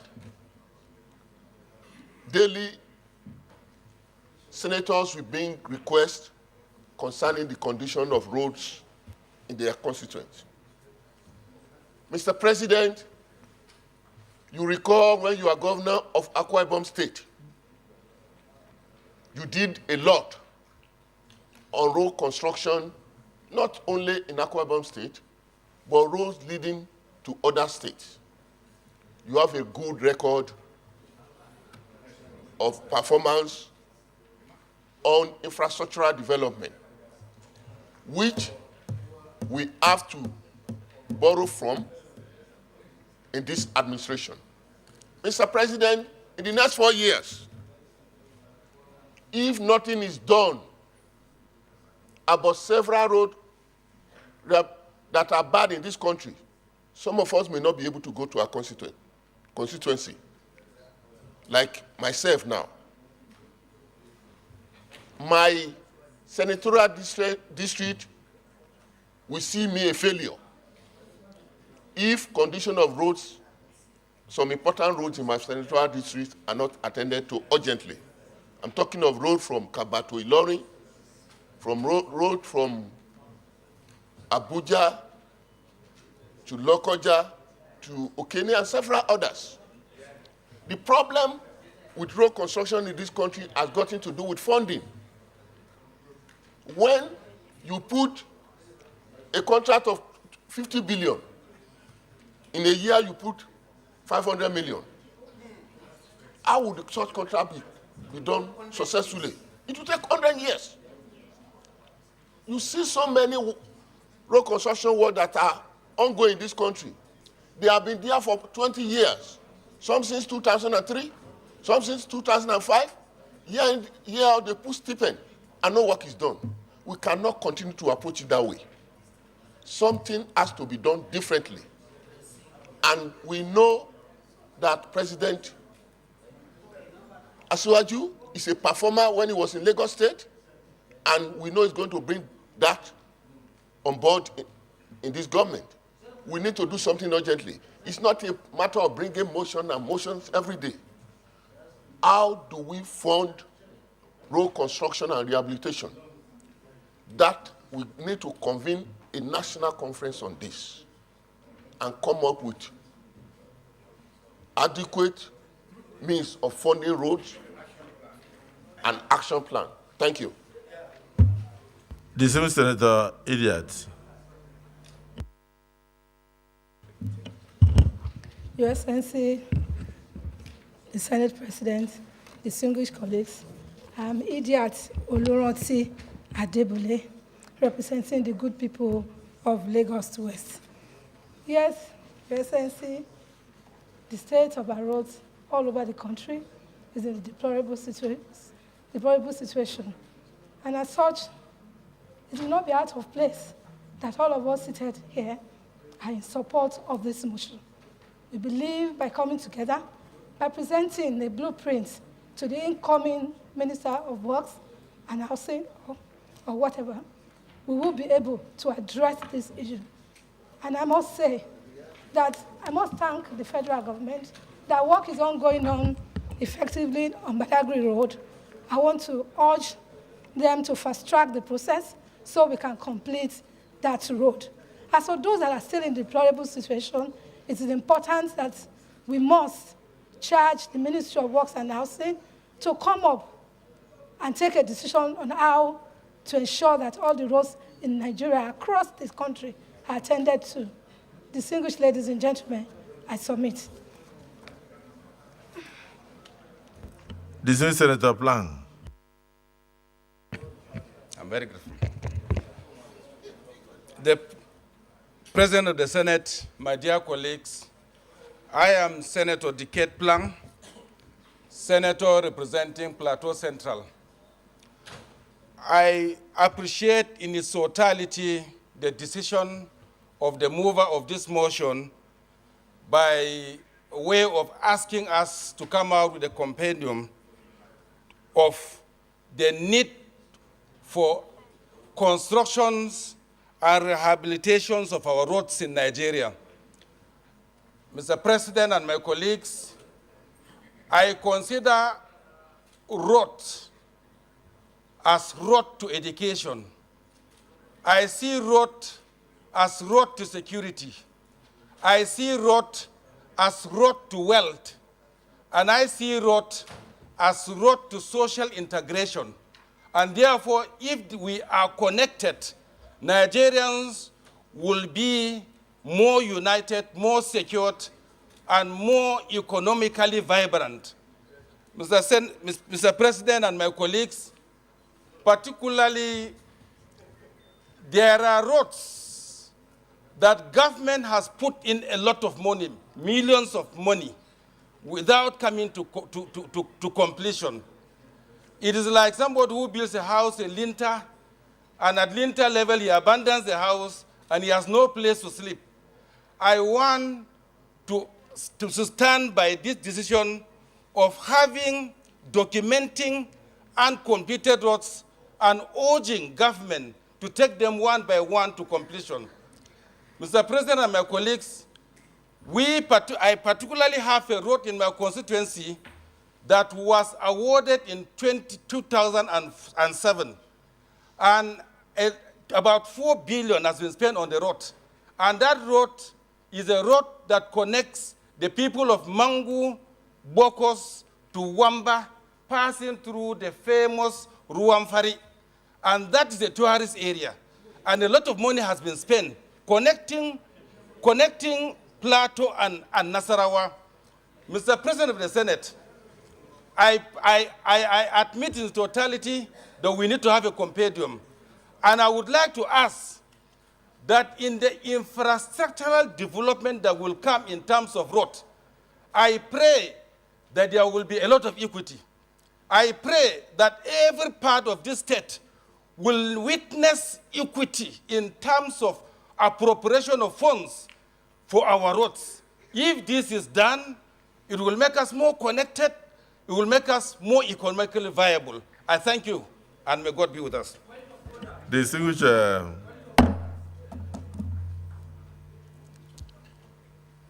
point of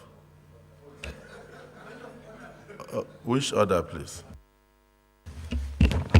Mr. President, my name is Senator Ishaku Abo. I am coming under Order 6. Point of order, Senate Standing Order 6, number 2 of 6. A senator may only speak from the seat allocated to him, provided that the President of the Senate may change the allocation from time to time for the benefit of the younger senators who are coming in. This is an order. I told, he's a Senator Abu, once a senator is sworn in, he has equal rights with every other senator. And it is assumed that we are all of the same age. Otherwise, I don't see why you'll be talking when Senator Yaya is here. Senator Dingi, if we are to go by age, should Senator Abu be talking in your presence? Point of order noted.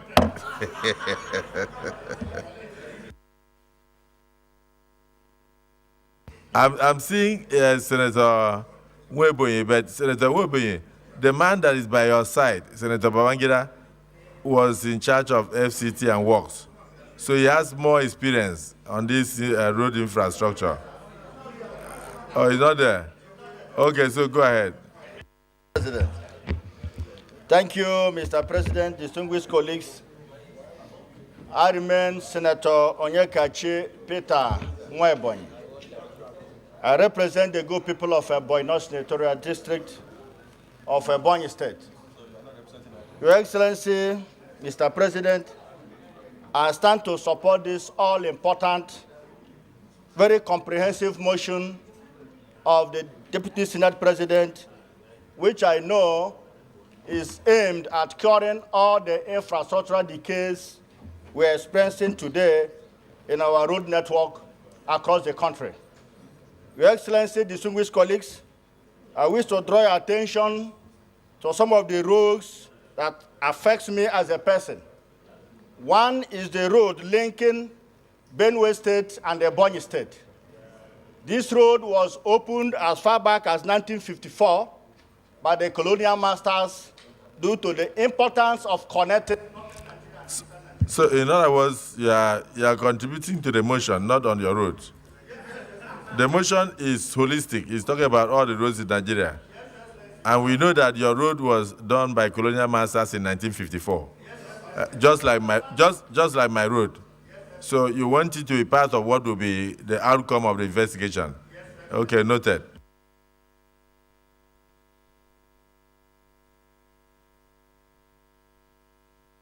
Distinguished colleagues, if you look at the motion, you will notice that it is signed by almost the entire Senate, except the Senate President. I was looking for my name, and I did not see it, but almost everybody has signed. So it's not really something we should have debated, because we are all in agreement. So I want us to look at the prayers.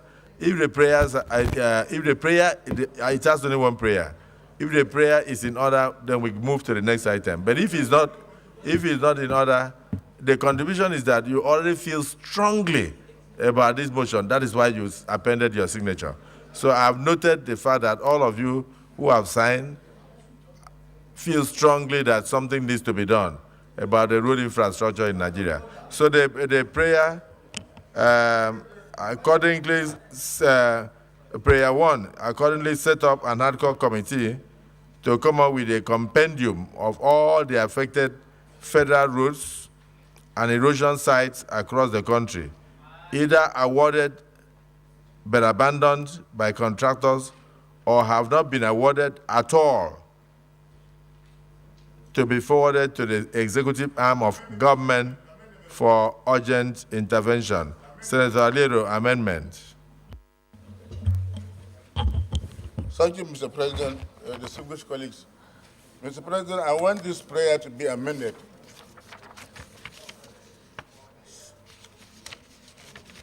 Instead of setting ad hoc committee, we should leave this to the committee on works when set up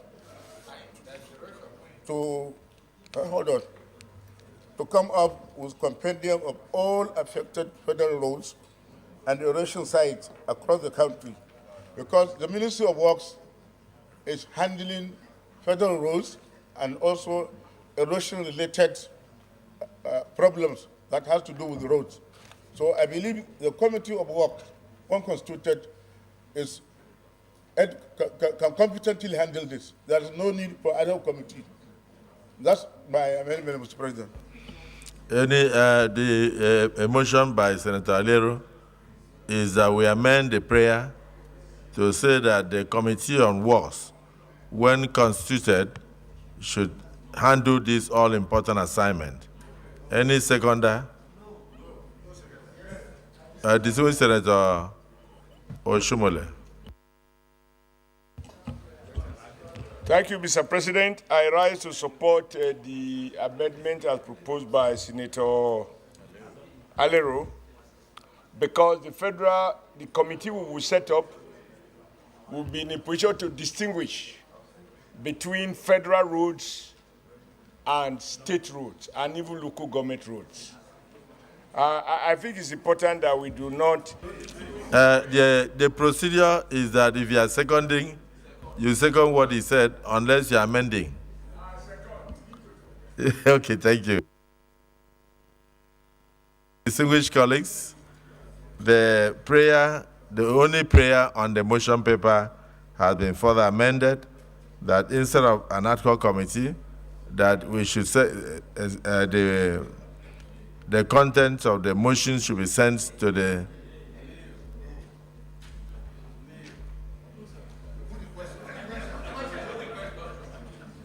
Okay, those who are in support of the amendment, that the standing committee of the Senate should look into this issue and bring a comprehensive report to the Senate. Say aye. Aye. Those against say nay. Nay. The nays have it. So we go back to the original prayer.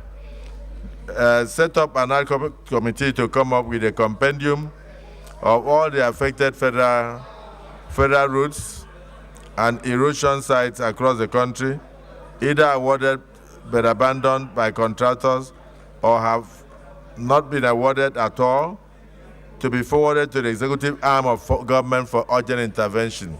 Those who are in support of this prayer say aye. Aye. Those against say nay. The ayes have it. Additional prayer? This is very comprehensive.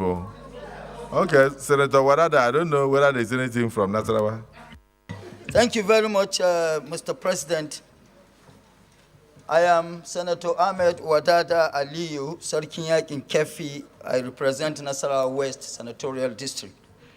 Why I subscribe to this motion in totality, since we are a corrective Senate led by an uncommon leader, we should also be uncommon. Uncommon in this sense, we should be as contemporary as we should be. The burden, financial burden on government cannot be exhausted or handled fully by government alone. There are other contemporary ways of doing things. I will suggest as a prayer that as a Senate, we should go for other means of infrastructural development. One, excuse me, I am protected by the chair, please. No side comments. We should go for concessions. The capital market is there for infrastructural development bonds, so that that will complement the efforts of government on infrastructural development. Any seconder to the amendment that we should also add as an additional prayer that we should consider concessions, capital market as means of funding infrastructure in addition to what the federal government is doing? Any seconder to that motion? Any seconder? Yes, distinguished Senator Garba. Good afternoon, the Senate President and distinguished colleagues. My name is Garba Musa Maidoki, representing Kebbi South Senatorial District. Mr. President, I rise to second the motion ably moved by Senator Wadada that concessioning, because of the huge capital investment requirement that might not be available to government to fund all requirement, that some economically viable routes which the committee will identify should be concession, so that private sector will come and complement government in infrastructure development. I so second, sir. Distinguished colleagues, the motion has been moved as an additional prayer on concession and capital market approach as means of funding infrastructure, particularly road infrastructure, and seconded by distinguished Senator Garba. Those who are in support of this additional prayer say aye. Aye. Those against say nay. The ayes have it. Yes, Senator Alero. Thank you, Mr. President. Distinguished colleagues, Mohammed Adamu Alero is my name. I want to add additional prayer. And the additional prayer is that the Senate, this Senate should commend the initiative of the past government for introducing other measures or other methods of funding road infrastructure, like Sukuk, Presidential Initiative on Infrastructure, where the sovereign wealth funds have been used to finish the Lagos-Ibadan, the second Niger Bridge, and also the Abuja, Kaduna, Zaria, and the Kano road. NMPC tax credit, where over 2.5 trillion naira worth of contract has been awarded, and work is ongoing on all these roads. This is a very commendable effort by the previous administration, and I'm of the view that the Senate should commend the past administration, since this administration is part of the former administration, because they said they will continue with whatever they have started. We should add this prayer, Mr. President. As an additional prayer, distinguished Senator Alero has said that the Senate do commend the past administration for finding alternative sources of funding road infrastructure in Nigeria, such as the Sukuk, such as the tax credit scheme of the Federal Inland Revenue Service and NMPC, etc., and also the Presidential Initiative on Infrastructure. Any seconder to that additional prayer? Yes, distinguished Senator Babangida. Thank you, Mr. President. I remain Senator Babangida Husseini, representing the good people of Jigawa Northwest. I rise to second the motion ably moved by distinguished Senator Adamu Aleru in respect of the motion so raised. Thank you, sir. Distinguished colleagues, those who are in support of the additional prayer as seconded, say aye. Those against say nay. The ayes have it. So the Senate has commended and hereby commends the last administration of President Muhammadu Buhari for finding alternative means of funding road infrastructure, and urges the current administration to continue in that regard, because the huge sum required for infrastructural development in the country, including road infrastructure, cannot be borne by the federal government alone. So it is important to continue to explore other means of funding this, and of course that is also something that is being referred also to the ad hoc committee, so that the ad hoc committee should also make that as part of its recommendation. But we hereby commend the last administration for the alternative sources of funding road infrastructure, which brought a lot of success.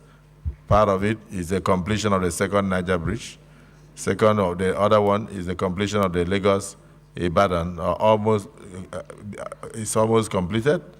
And then, of course, the Lagos-Kaduna, Kano, Abuja, Kaduna, Zaria, Kano, and etc. So let me thank the Deputy Senate President for bringing this all-important motion. I hope that with this motion now, the individual motions on erosion and roads will now be subsumed into this. So if you have any road in your area or any erosion problem in your area, now that we have this committee that is looking into the entirety of the road infrastructure and erosion issues in the country, it will be fantastic to submit a memorandum, submit the memorandum to the committee in that regard. So thank you, distinguished colleagues, for all your contributions. For the committee to handle this all-important assignment, distinguished Senator Abdullahi Yahya, the former Senate leader, will be the chairman. Distinguished Senator Engineer Patrick Ndubweze will be one of the members to represent the Southeast. Distinguished Senator Tugumbo Abiru will be a member representing the Southwest. Distinguished Senator Aminu Tamboa, His Excellency and Speaker Emeritus, will represent the Northwest. Distinguished Senator Engineer Sadiku Abubakar will represent the Northeast.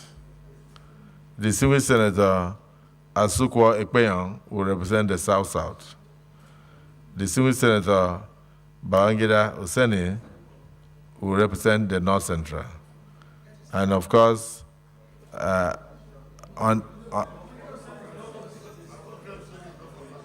yeah?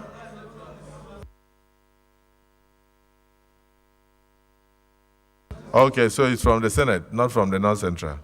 So, Distinguished Senator Babangida Hussaini of the 10th Senate will represent the Senate in the committee. And then Distinguished Senator Adamu Alero will be a member on account of experience. So thank you, distinguished brothers and sisters. Yes, distinguished Senator. Huh?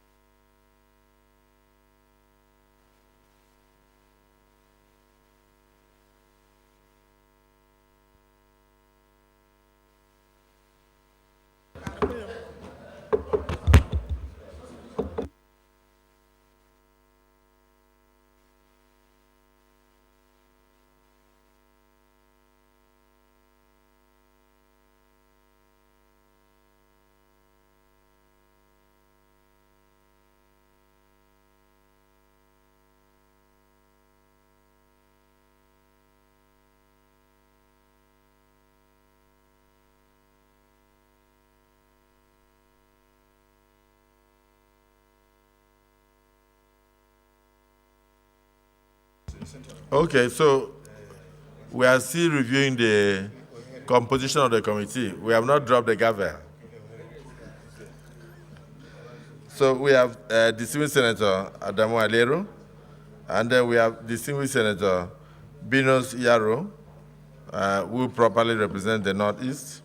We have distinguished Senator Salihu Mustafa, also of the North Central, and then we have distinguished Senator Victor Ome, also representing the North, the Southeast. So this will be the composition of the Senate committee to cater for this issue. Leader of the Senate.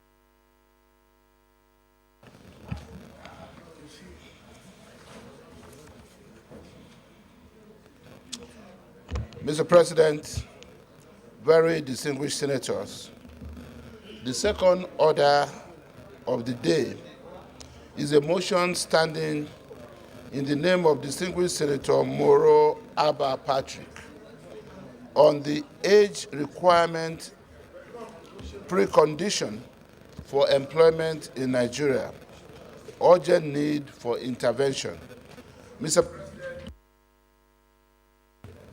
President, you may wish to invite distinguished Senator Moro Abba Patrick to move the motion. Distinguished Senator Abba Moro, please move your motion.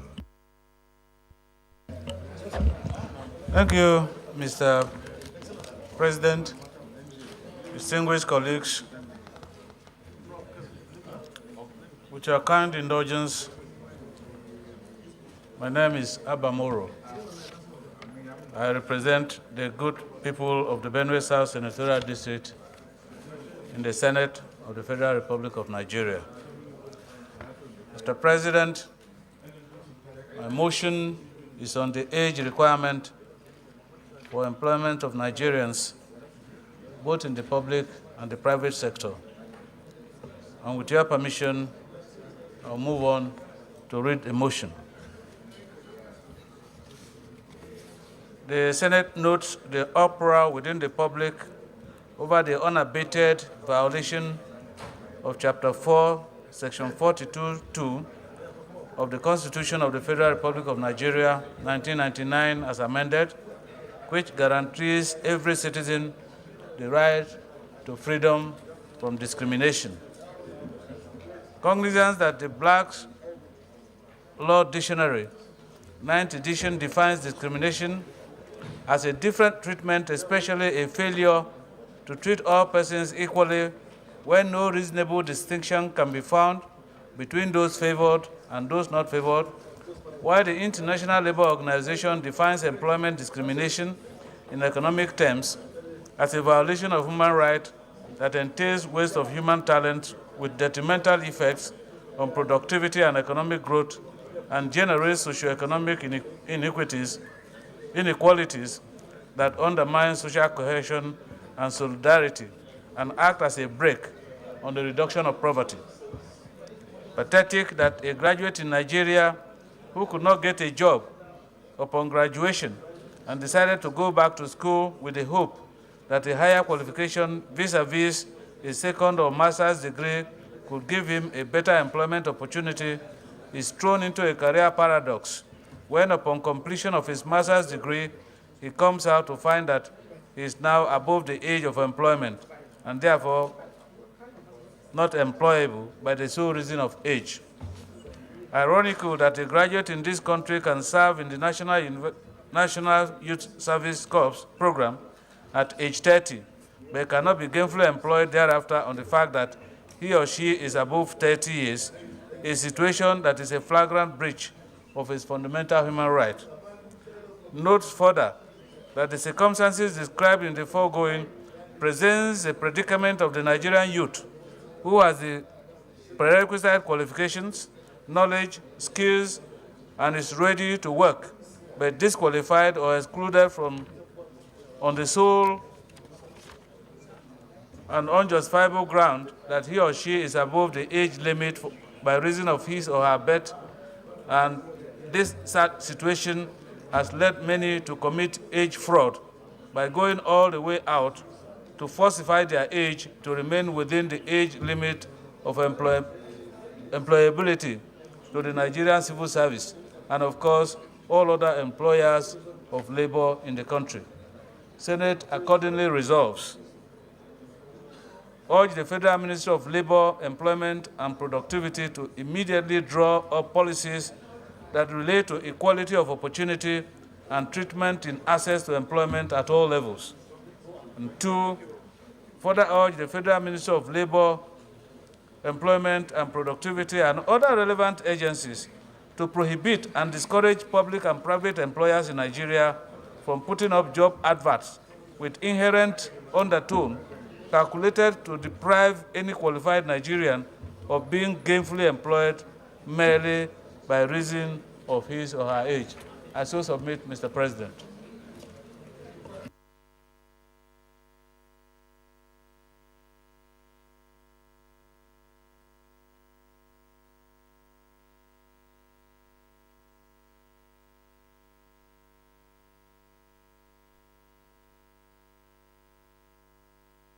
Any seconder?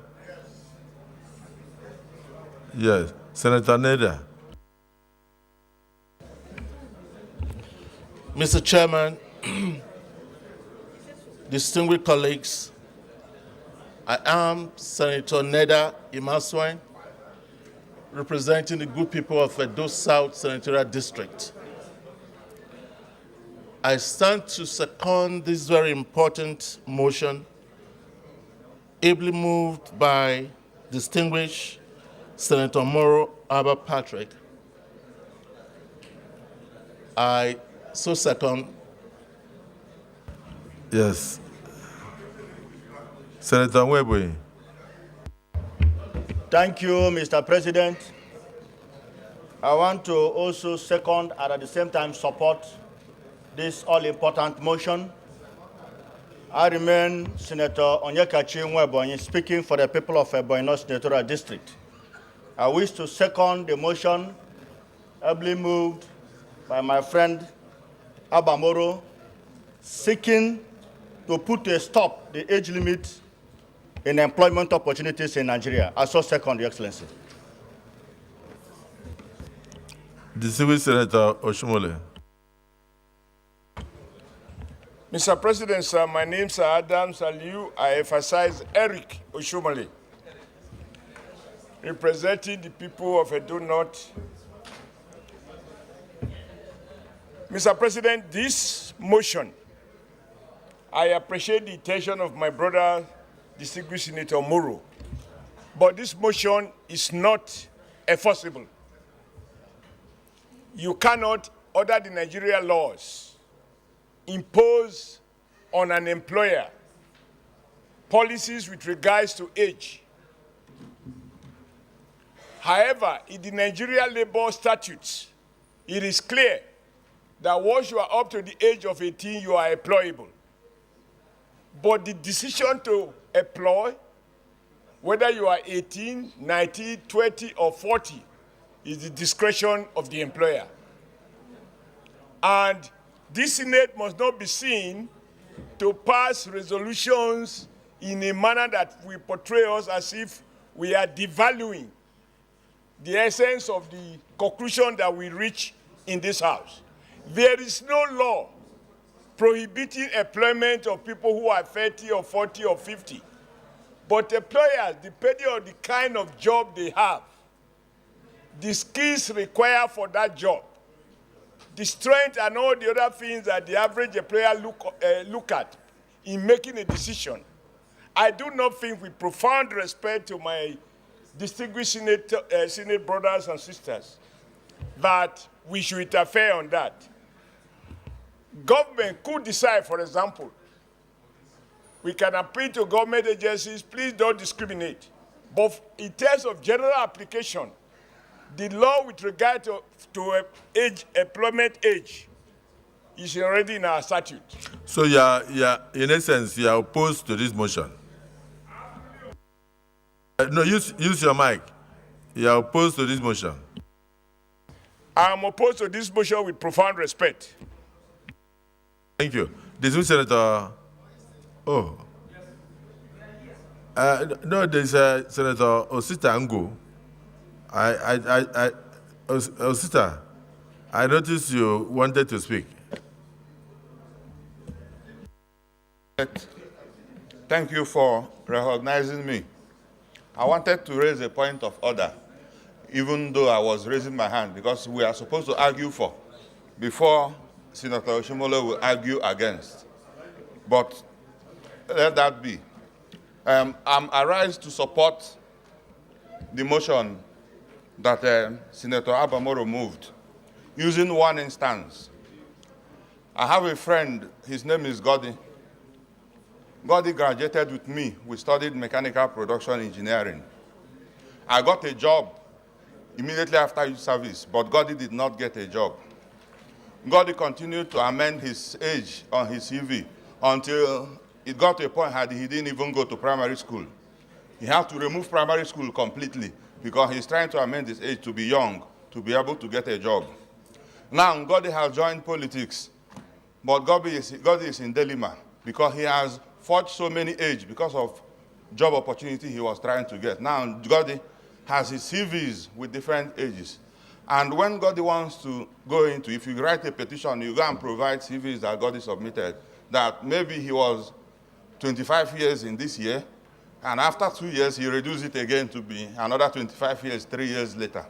So I'm supporting this motion because If we continue to use age to deprive people from getting employment, we are creating more problems for them.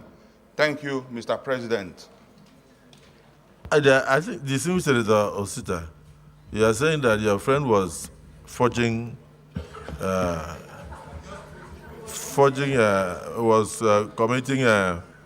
that because of this situation that your friend has remained a forger, and you have not corrected him, that forgery is a crime.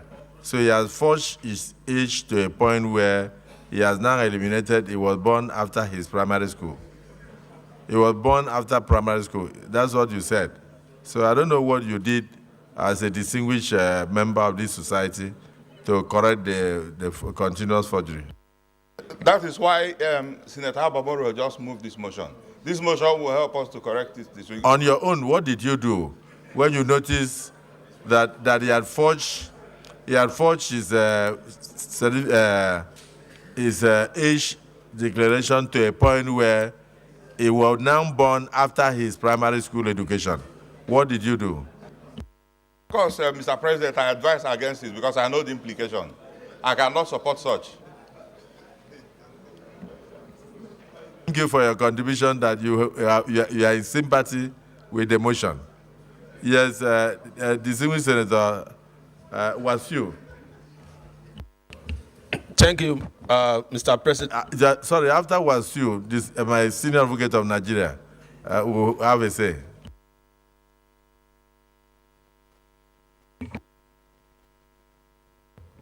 Wasiu Eshinlokun Sonin, representing Lagos Central. I want to join my colleagues, especially those who are speaking in favor of this motion, because this portends a very grave danger for our society.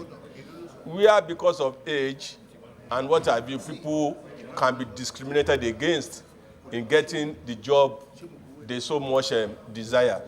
I think that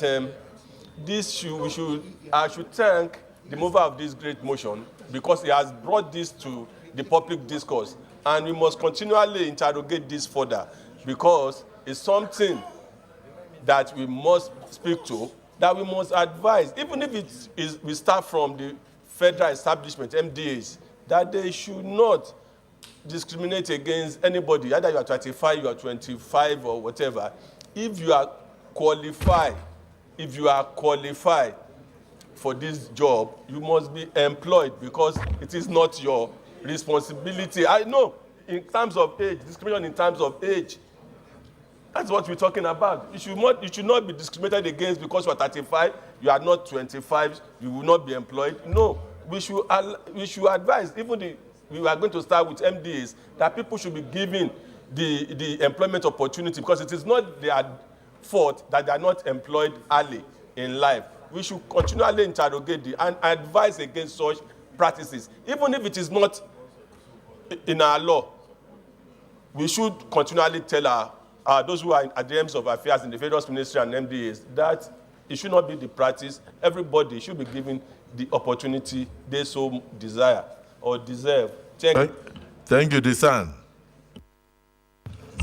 Thank you, Mr. President. My colleagues, I'm Adeni Adegbomire representing Ondo Central. I would just like to add my voice to what distinguished Senator, His Excellency Adam Oshiomhole said.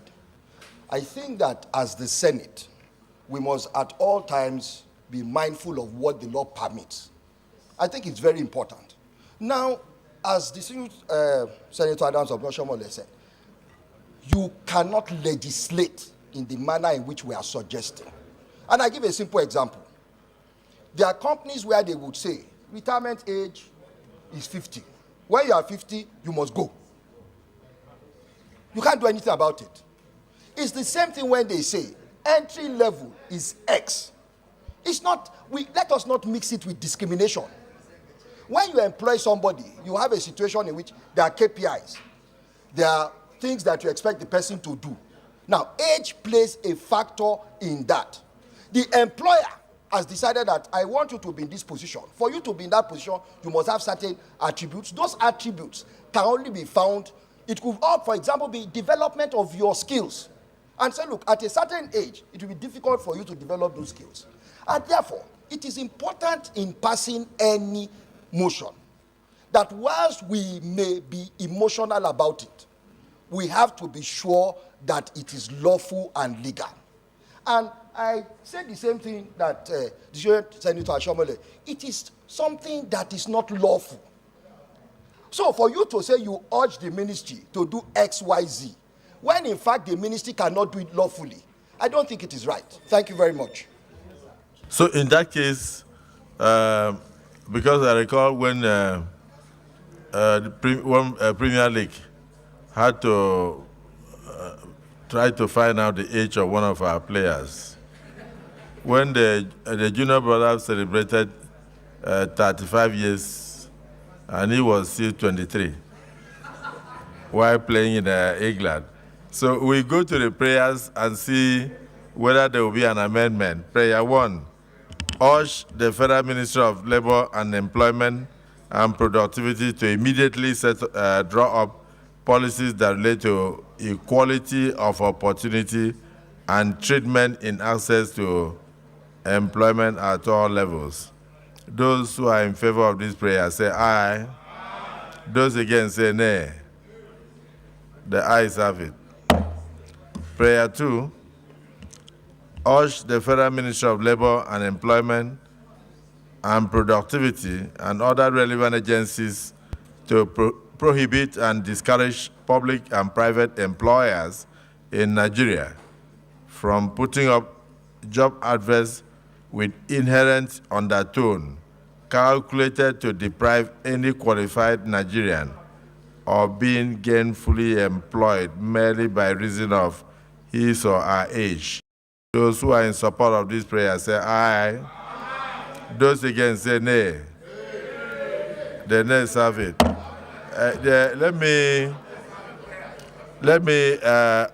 Let me thank the mover of this motion, distinguished Senator Yaya.